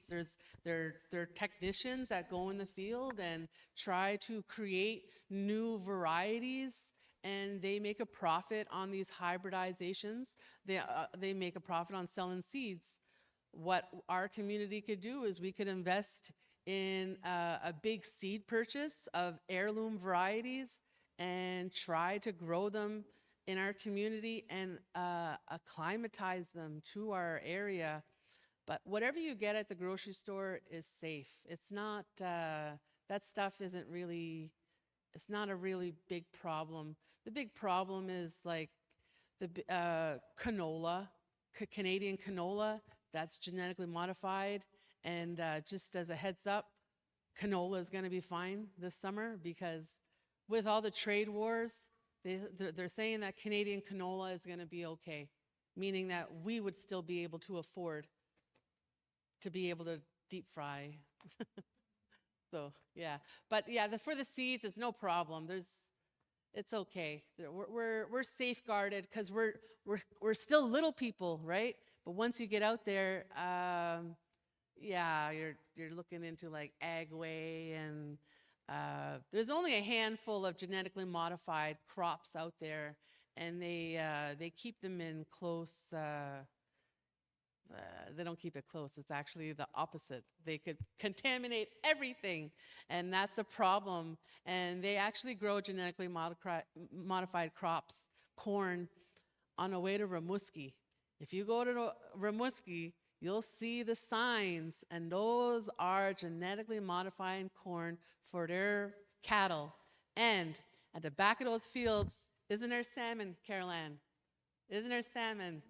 And not just the lake, the streams that run at the back of those farm fields. When we went electrofishing, they have little baby salmon there. So, yeah. Huh? Yeah, so I hope that answers your question about, yeah.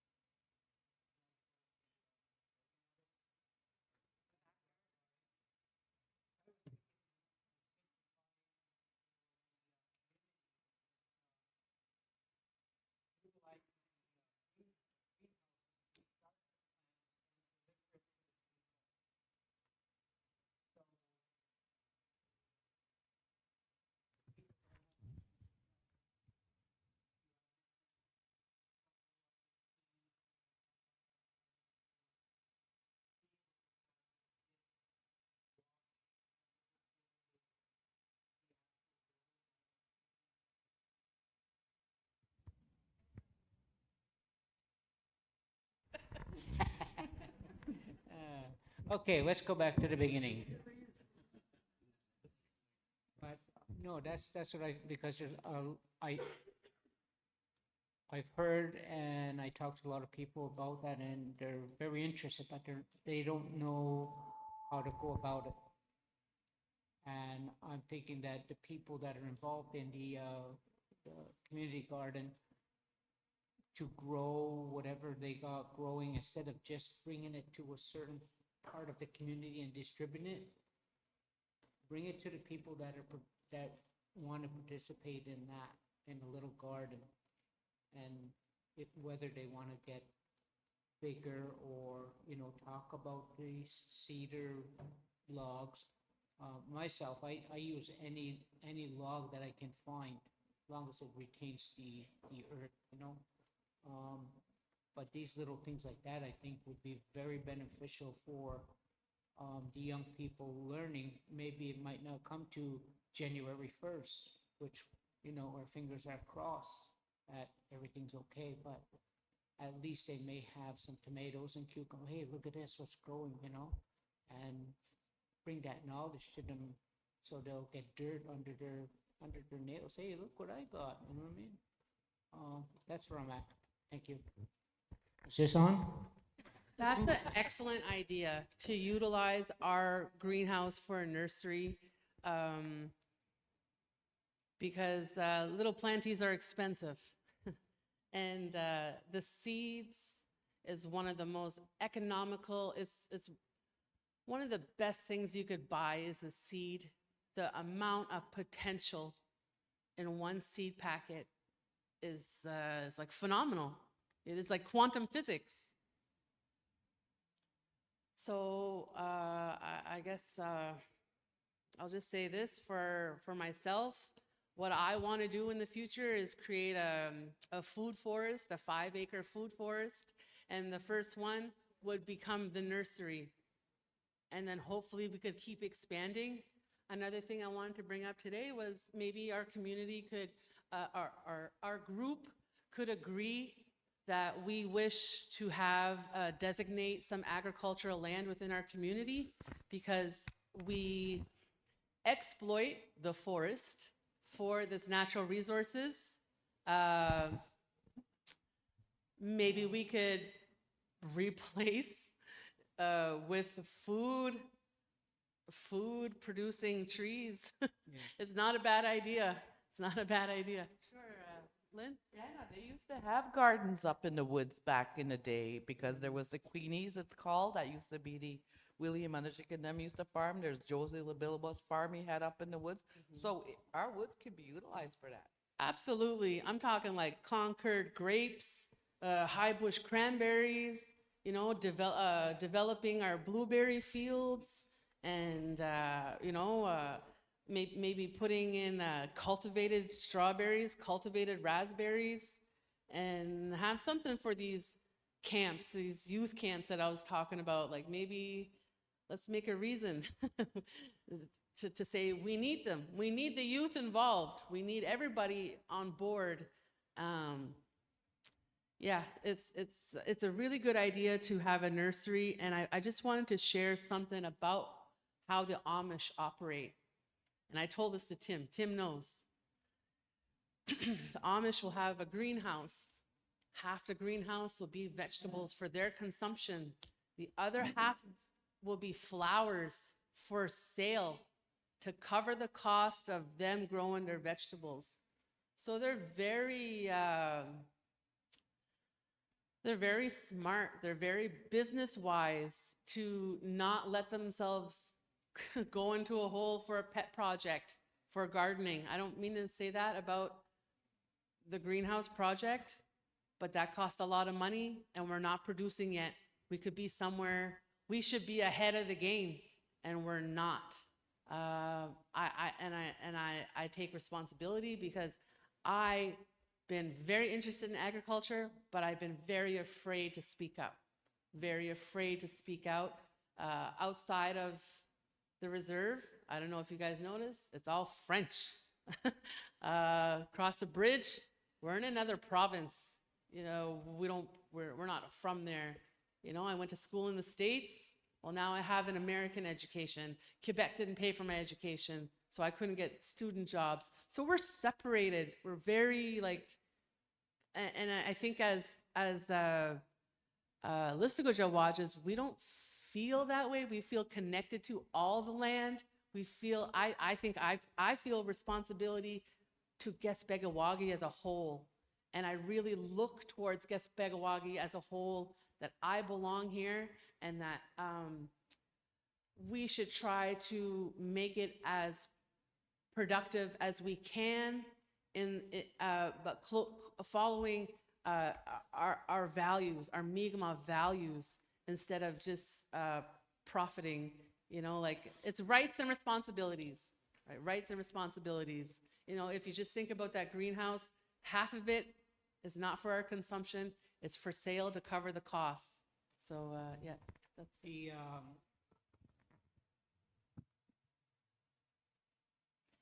food security and the food sovereignty, security slash sovereignty. All the information that was presented here today was really, really knowledgeable for me. I learned a lot, really a lot. I'm going to go back to what Tim had mentioned, that there's available space. I don't know exactly, but they're bringing the security of it is having it for January 1st. I'm not into what sells and what don't sell. We're into January 1st, okay? Lights out. We have our pantry. That was the buzzword of the day. Our pantry is full. Our kids are, they're okay. Our next door neighbor, check in on them. You need some bottled salmon, you need some dried meat, whatever you need. You need some corn, whatever you need. I think we're missing a point here today, that's where we're at, food security. You know, instead of picking I know it's going to come today, instead of picking a place in the community where the people go and get their day's meal, they're not thinking of yesterday, tomorrow. You know what I mean? There's a few times I went there myself, and at the end of this season, I got green tomatoes, and we make chow at home, and we give it out. You know, there's no use for 20 or 12 jars in my pantry. You know what I mean? So we make it, we give it out, and hopefully, well, people, if they want to learn how to do that, let's have something like that. That's what we're trying to promote here. You know, the gardens and the learning. You know, where you're going at it, that's fine. Denny and Carol, you know, yeah, that information is awesome, because we don't want to come up, you know, declining and this and that, and the tariffs, we don't know how it's going to affect us with our you know what I mean? Is that going to affect the community? We don't know. So we have our security. We have, if we want to, with the information that she gave about mercury and this and that, we don't even know if we want to bottle it. You know what I mean? Like, hey, there's only 25 salmon coming up this year. You know what I mean? We're like myself and Paige, we and others, we sat and we discussed this is what we're gonna go forward with that, and not just us, but we want the community or people involved in it to just run with it. Take it, support each other. You know, you want to get into that, let's do it, long as there's food security for the community. And people, There's a lot of issues to be addressed, like inequality. You know, there's some people that go to sleep hungry in our community, and some people, and might I say, they don't have money. So I addressed Spanky yesterday when he was with the kids, and I told him, this is what I heard. The future of the distribution issue is in an app. The market farmers are waiting for an app that doesn't exist yet. We're waiting for somebody to innovate a way to distribute efficiently. We want this. Okay, well, all we have to do is put it in our phone and it gets delivered. So, you know what I mean? So it's really important that the youth are involved. And I'm looking for like #1 top nerd here in AGS who say, hey, yeah, I can make an app. You know, in the time, and since March, or let's say February with the Trump tariffs or whatever, there's a number of young Canadians who made apps to promote Canadian products, because there's a thing happening where we're going to buy Canadian. And the young people responded and created that app. But when it comes to localized, it's just not fully developed yet. You know, we're still in the days of farmers markets, but we don't have one here. So, you know, we need something. And the distribution system that the community garden had, I think you guys could see wasn't efficient. So we're still looking for help. Yeah.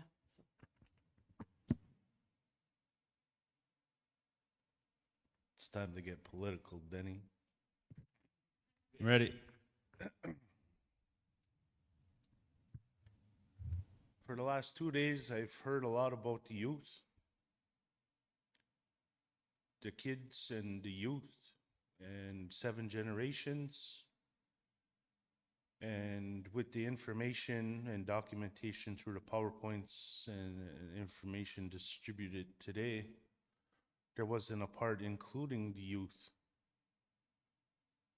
And for my own personal opinion and lived experience, when it comes to the youth, the voices of the youth and children only matters at the time of election. And this isn't a political statement or ruffle feathers or anything, but our young people are never asked. Our young people are never included. they don't understand economic development or economy, the spreadsheets and import export. As an individual that had completed 8 years of on-reserve education at Listuguj Gitpul, we were always taught about the peace and friendship treaties, our inherent rights, and that was it. So today, I would like to ask the question of how much confuser or lost are we going to get as a people when we hear these different types of agreements and frameworks that we sign into? Because we understand that these frameworks and agreements seem to supersede our inherent rights in these treaties, peace and friendship treaties, and most importantly, in the wampum belts where it's reaffirmed our political position in the one spoon, one dish wampum that applies to all nations across Turtle Island. So now, me as a traditional mindseted individual, to exercise my rights, fishing salmon, hunting moose, or whatever it is within our territories, the DFO, rangers, and other political or foreign entities tell me otherwise. So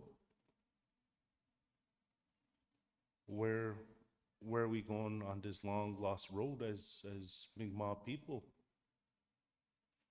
We have boards, we have well put together PowerPoints, but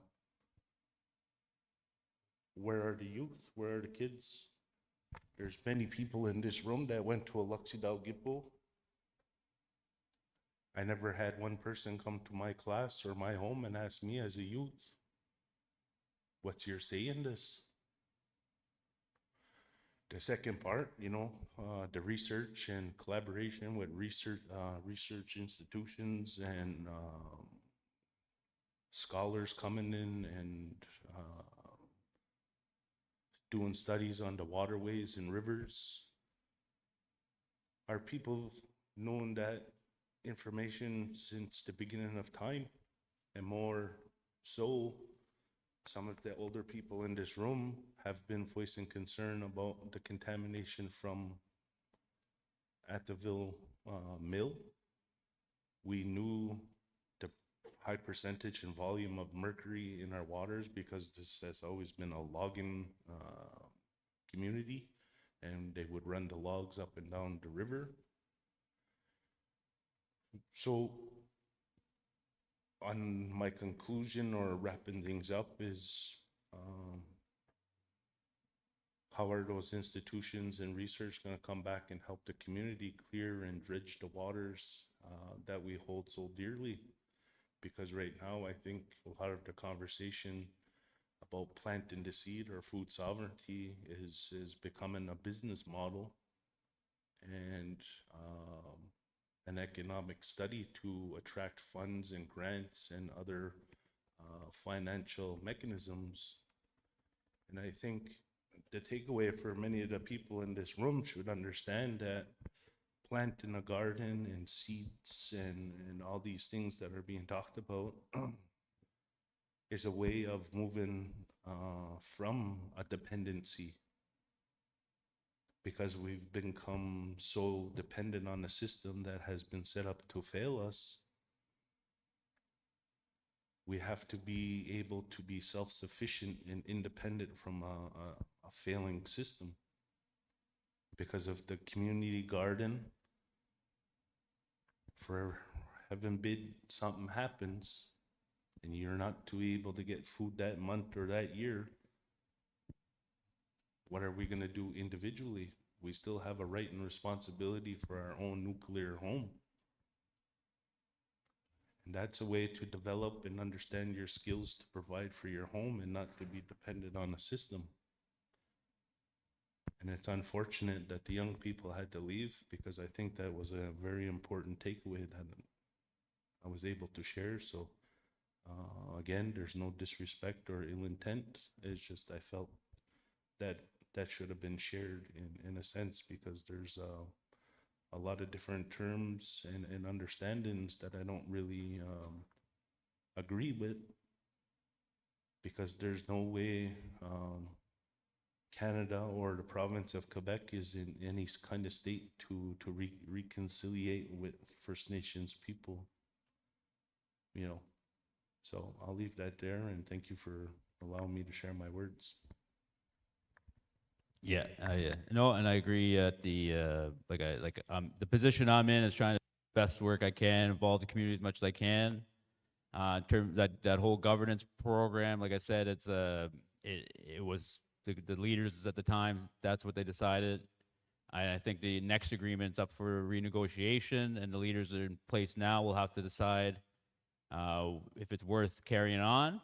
But like I said, there's never been any we didn't get rid of the Indian Act, Fisheries Act. We're still under that, and we didn't sign away any of our rights. So it's a negotiation table, and like I said, that relationship could change. What I do want to say though is the planting the seeds for the future. Like what I said, I plant some trees with the shade I'll never sit under type of thing, so the next generation can have that, and that's all my goal is to hopefully leave something in a little bit better. For the next people that are to come and take it on, because one day I'll be irrelevant to the reality that the kids will inherit, and I will be. I don't want to be in their way of them if there's something that they want to change, and I don't want to be the old conservative say no, we can't. We gotta maintain the old this way, because I think that's good. The youth come in, they change, they'll bring change, and I think all the generations that came forward, they brought that change. But listening to our elders, what they've been through, like I said, like the farming, hearing the story of your family farming, starving, how they had to today the world we live in, it seems like we waste so much food, we take stuff for granted, and one day when it's gone. I think that we'll be more susceptible to suffering if we're not ready to we take things for granted, and including our territory, the youth, anything you take for granted will catch people by surprise. I think anything in terms of especially dealing with like the harvesting, and if someone does something wrong, the community they're gonna let you know. So I think that's where the it's on the keyboard, yeah. No, but I think it's important that community we have opportunities to have dialogue, and I think it's weird that it happens in this environment, but I think that's why I wanted to come here and share. Like, hey, it's an opportunity to share something, and I have a little passion with the food sovereignty, in the sense that I have my fears one day of when times get tough, and I'm always want to make sure that. Is there a way we can we take care of each other when that time happens, and hopefully our neighbors will work with us too, and we're not experiencing something really devastating anyway. So, but I agree that youth, the knowledge transfer needs to, because they're going to inherit this, whatever we build and leave behind, and it's and then they're going to take care of me when I'm old, I hope. So. I just want to respond to that quickly about I don't know about government and what our elected officials are going to do in the future, but I think that what we could do is shape up and tighten up how we operate in the woods, because that affects the quality of the river. How we exploit the forest is detrimental to the salmon. The silt that runs down the mountain, it spreads in the delta, and the salmon can't even navigate through our river. So we don't realize, she works in fishery. What about forestry? What about how forestry impacts fishery? How about how agriculture impacts fishery? How does forestry fight with agriculture? They're fighting for the same land. They're trying to cut down the trees, and they're gonna put cows in, and we might do the same. And I don't think there'd be anything wrong with us trying to designate one lot to rotate cattle, put animals on pasture, because what we're doing is we're not being a part of what's going on because we're afraid of conservation. Conservation is a dirty word. They want to do something with the Listuguj River. I'm like, no effing way, because I'm afraid.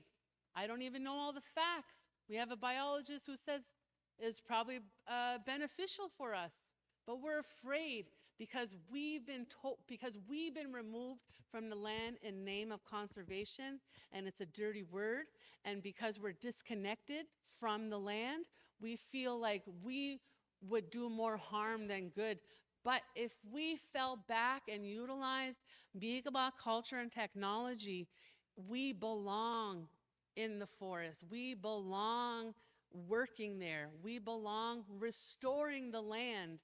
And I don't mean to say, oh, we should like make land just for cows. I mean, originally, I really wanted to emphasize on a food forest, restoring the food plants that were in the forest. We need to go back to that. The Kennebec River, where I went to school, it was loaded with Concord grapes everywhere. So like the systematic of the removal of foodstuffs to make us dependent on annual crops is, we could totally rise above that. We have the technology, we're smart enough. We have so many educated people in our community. We have a wonderful school. We have good educators. We could be a demonstration how we could rise above and try to bridge the gap that's starting to show, because what's happening worldwide that's hurting the global food supply is that the people that harvest our food can't even afford their own food. And that's going to catch up with us. The United States stopping all immigrant labor, what a joke, because they are not capable of harvesting that food themselves. And when maybe it was 2020, it was in the past few years, and it's on the same line of the immigration. New Brunswick government said, oh, we're going to stop all illegal immigration. And the farmers said, what do you mean? Who's going to pick the food? New Brunswickers? No. We lost the capability of even working to that capacity. We have to import labor. And when they stop that, what are we going to do? Who's going to do it for us?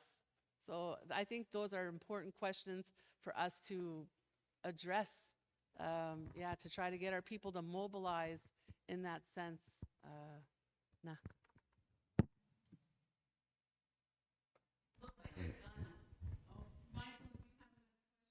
Yeah, all the information that was mentioned here today is a mindset for us that are here today to talk about outside. That it's not just a little gathering, like, you know what I mean? It needs to be out there, the seriousness of it. What Carolyn mentioned is very serious, but Denny's, it's all serious. It's all serious stuff. That it's a new mindset, you know. Other nations been doing this for a long time. We're behind. We're behind. I think it's time again to get involved with other nations that have these seeds growing already. Let's share those seeds. Let's have gatherings of sharing that knowledge of those seeds that are happening. Let's build that pantry amongst nations. You know, far as the west. What do you got out there? You got buffalo meat? Send it down. You know what I mean? I think that's um, one of the ways, you know, to go send a lobster out if no mercury, you know.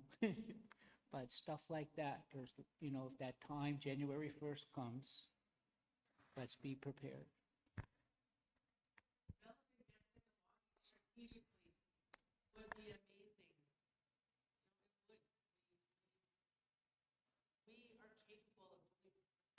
We're capable of doing that kind of stuff.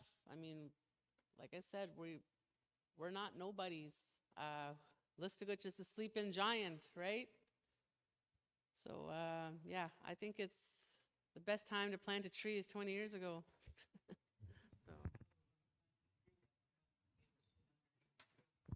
But that's okay because you know, our youth are totally worth us investing now.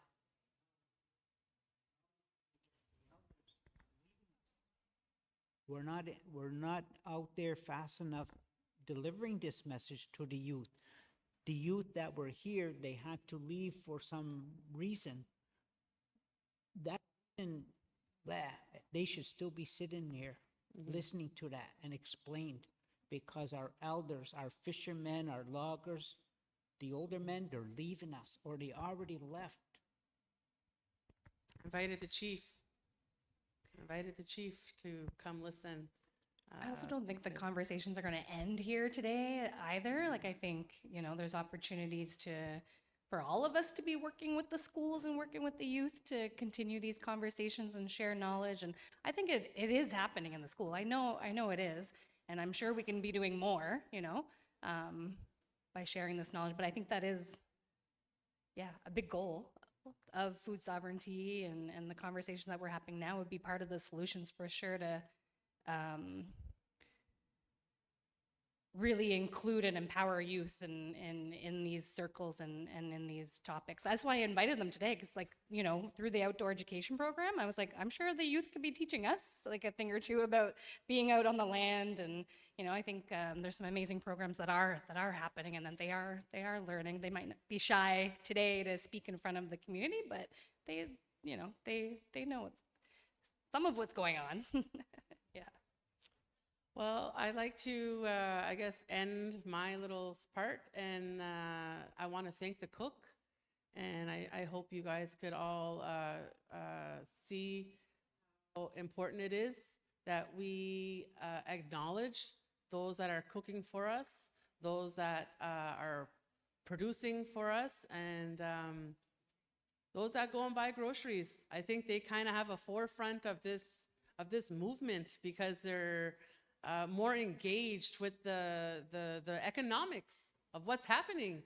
Things are becoming more expensive, and yeah, so I just want to thank the cook. So, nah. All right, so thanks again to all of our speakers. I'm sure maybe some people will be around to, you know, have some side conversations, but yeah, thank our speakers. Yeah.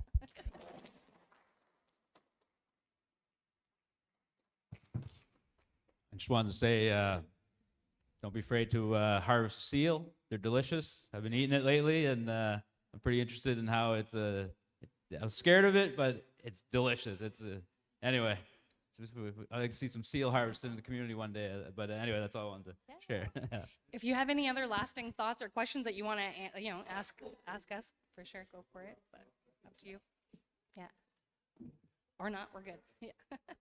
All right. So again, lunch. I want to thank Jenna Martin for catering our lunch today. It's gonna be Indian tacos, and I want to give the mic quickly to Quentin Kondo, who's got something firing out in the back. So he's going to talk a bit about that. Hello. How's everyone doing? Check 1, 2. What's going on, brother? It's been a while, huh? All right, cool. So my son Aiden and I are over here to cook some salmon for you guys. An old traditional way. You can still find it in old, there's a Mi'kmaq know-how book I know they put out there, and it shows some of these techniques, and you can see it at the museum in Halifax and different places. But what we're going to be doing is taking some logs. They're hollowed out, and the process is very much like a sweat lodge. We cook the rocks for several hours. After that, we take those rocks, we put them inside the logs. We take the salmon, on cedar planks, put them over the hot rocks, pour maple syrup on them, a little bit of water to create some steam. We cover it all up and we allow it to smoke and steam at the same time. Takes about 15 minutes and it's absolutely delicious. It's really cool when you're talking about food sovereignty because everything you're using here is from the land. So we're going to be mixing that up. Obviously, maple syrup coming from the maple trees. That's an old technique of ours. Salmon, we have a super big connection with. We're going to mix that up with blueberries. That's something we've harvested for thousands of years. It's really important to our diet. And cedar as a medicine, you know, we're using these trees. And water is life, right? So we'll be using some water that'll create some steam. So you're getting a lot out of it. A lot of medicine comes out of that food, and it's absolutely delicious. It's friggin' so good. So hope to share the technique with you guys, and hopefully you guys end up doing it at your powwows and whatnot. There's a little bit of back work into it. And it's a lot of preparation and setting up, but it is worth it. So it's an old technique that I think every community should take back and have inside their communities to offer at different events because it's super, super cool and it's super, super delicious. So thank you. When should people? Oh, yeah. So we're going to start the fire up pretty soon because it takes a couple hours. And it's 3 o'clock, the demonstration? Oh, okay. Okay. So Indian time, right? So, yeah. So let's say between, if we get the fire started 2:30, 3 o'clock. But the whole process, before we put the salmon in and start doing all of that, we'll make sure you guys know so you can come around, you can participate, you can be all the way around. Just be careful because it's going to be really hot.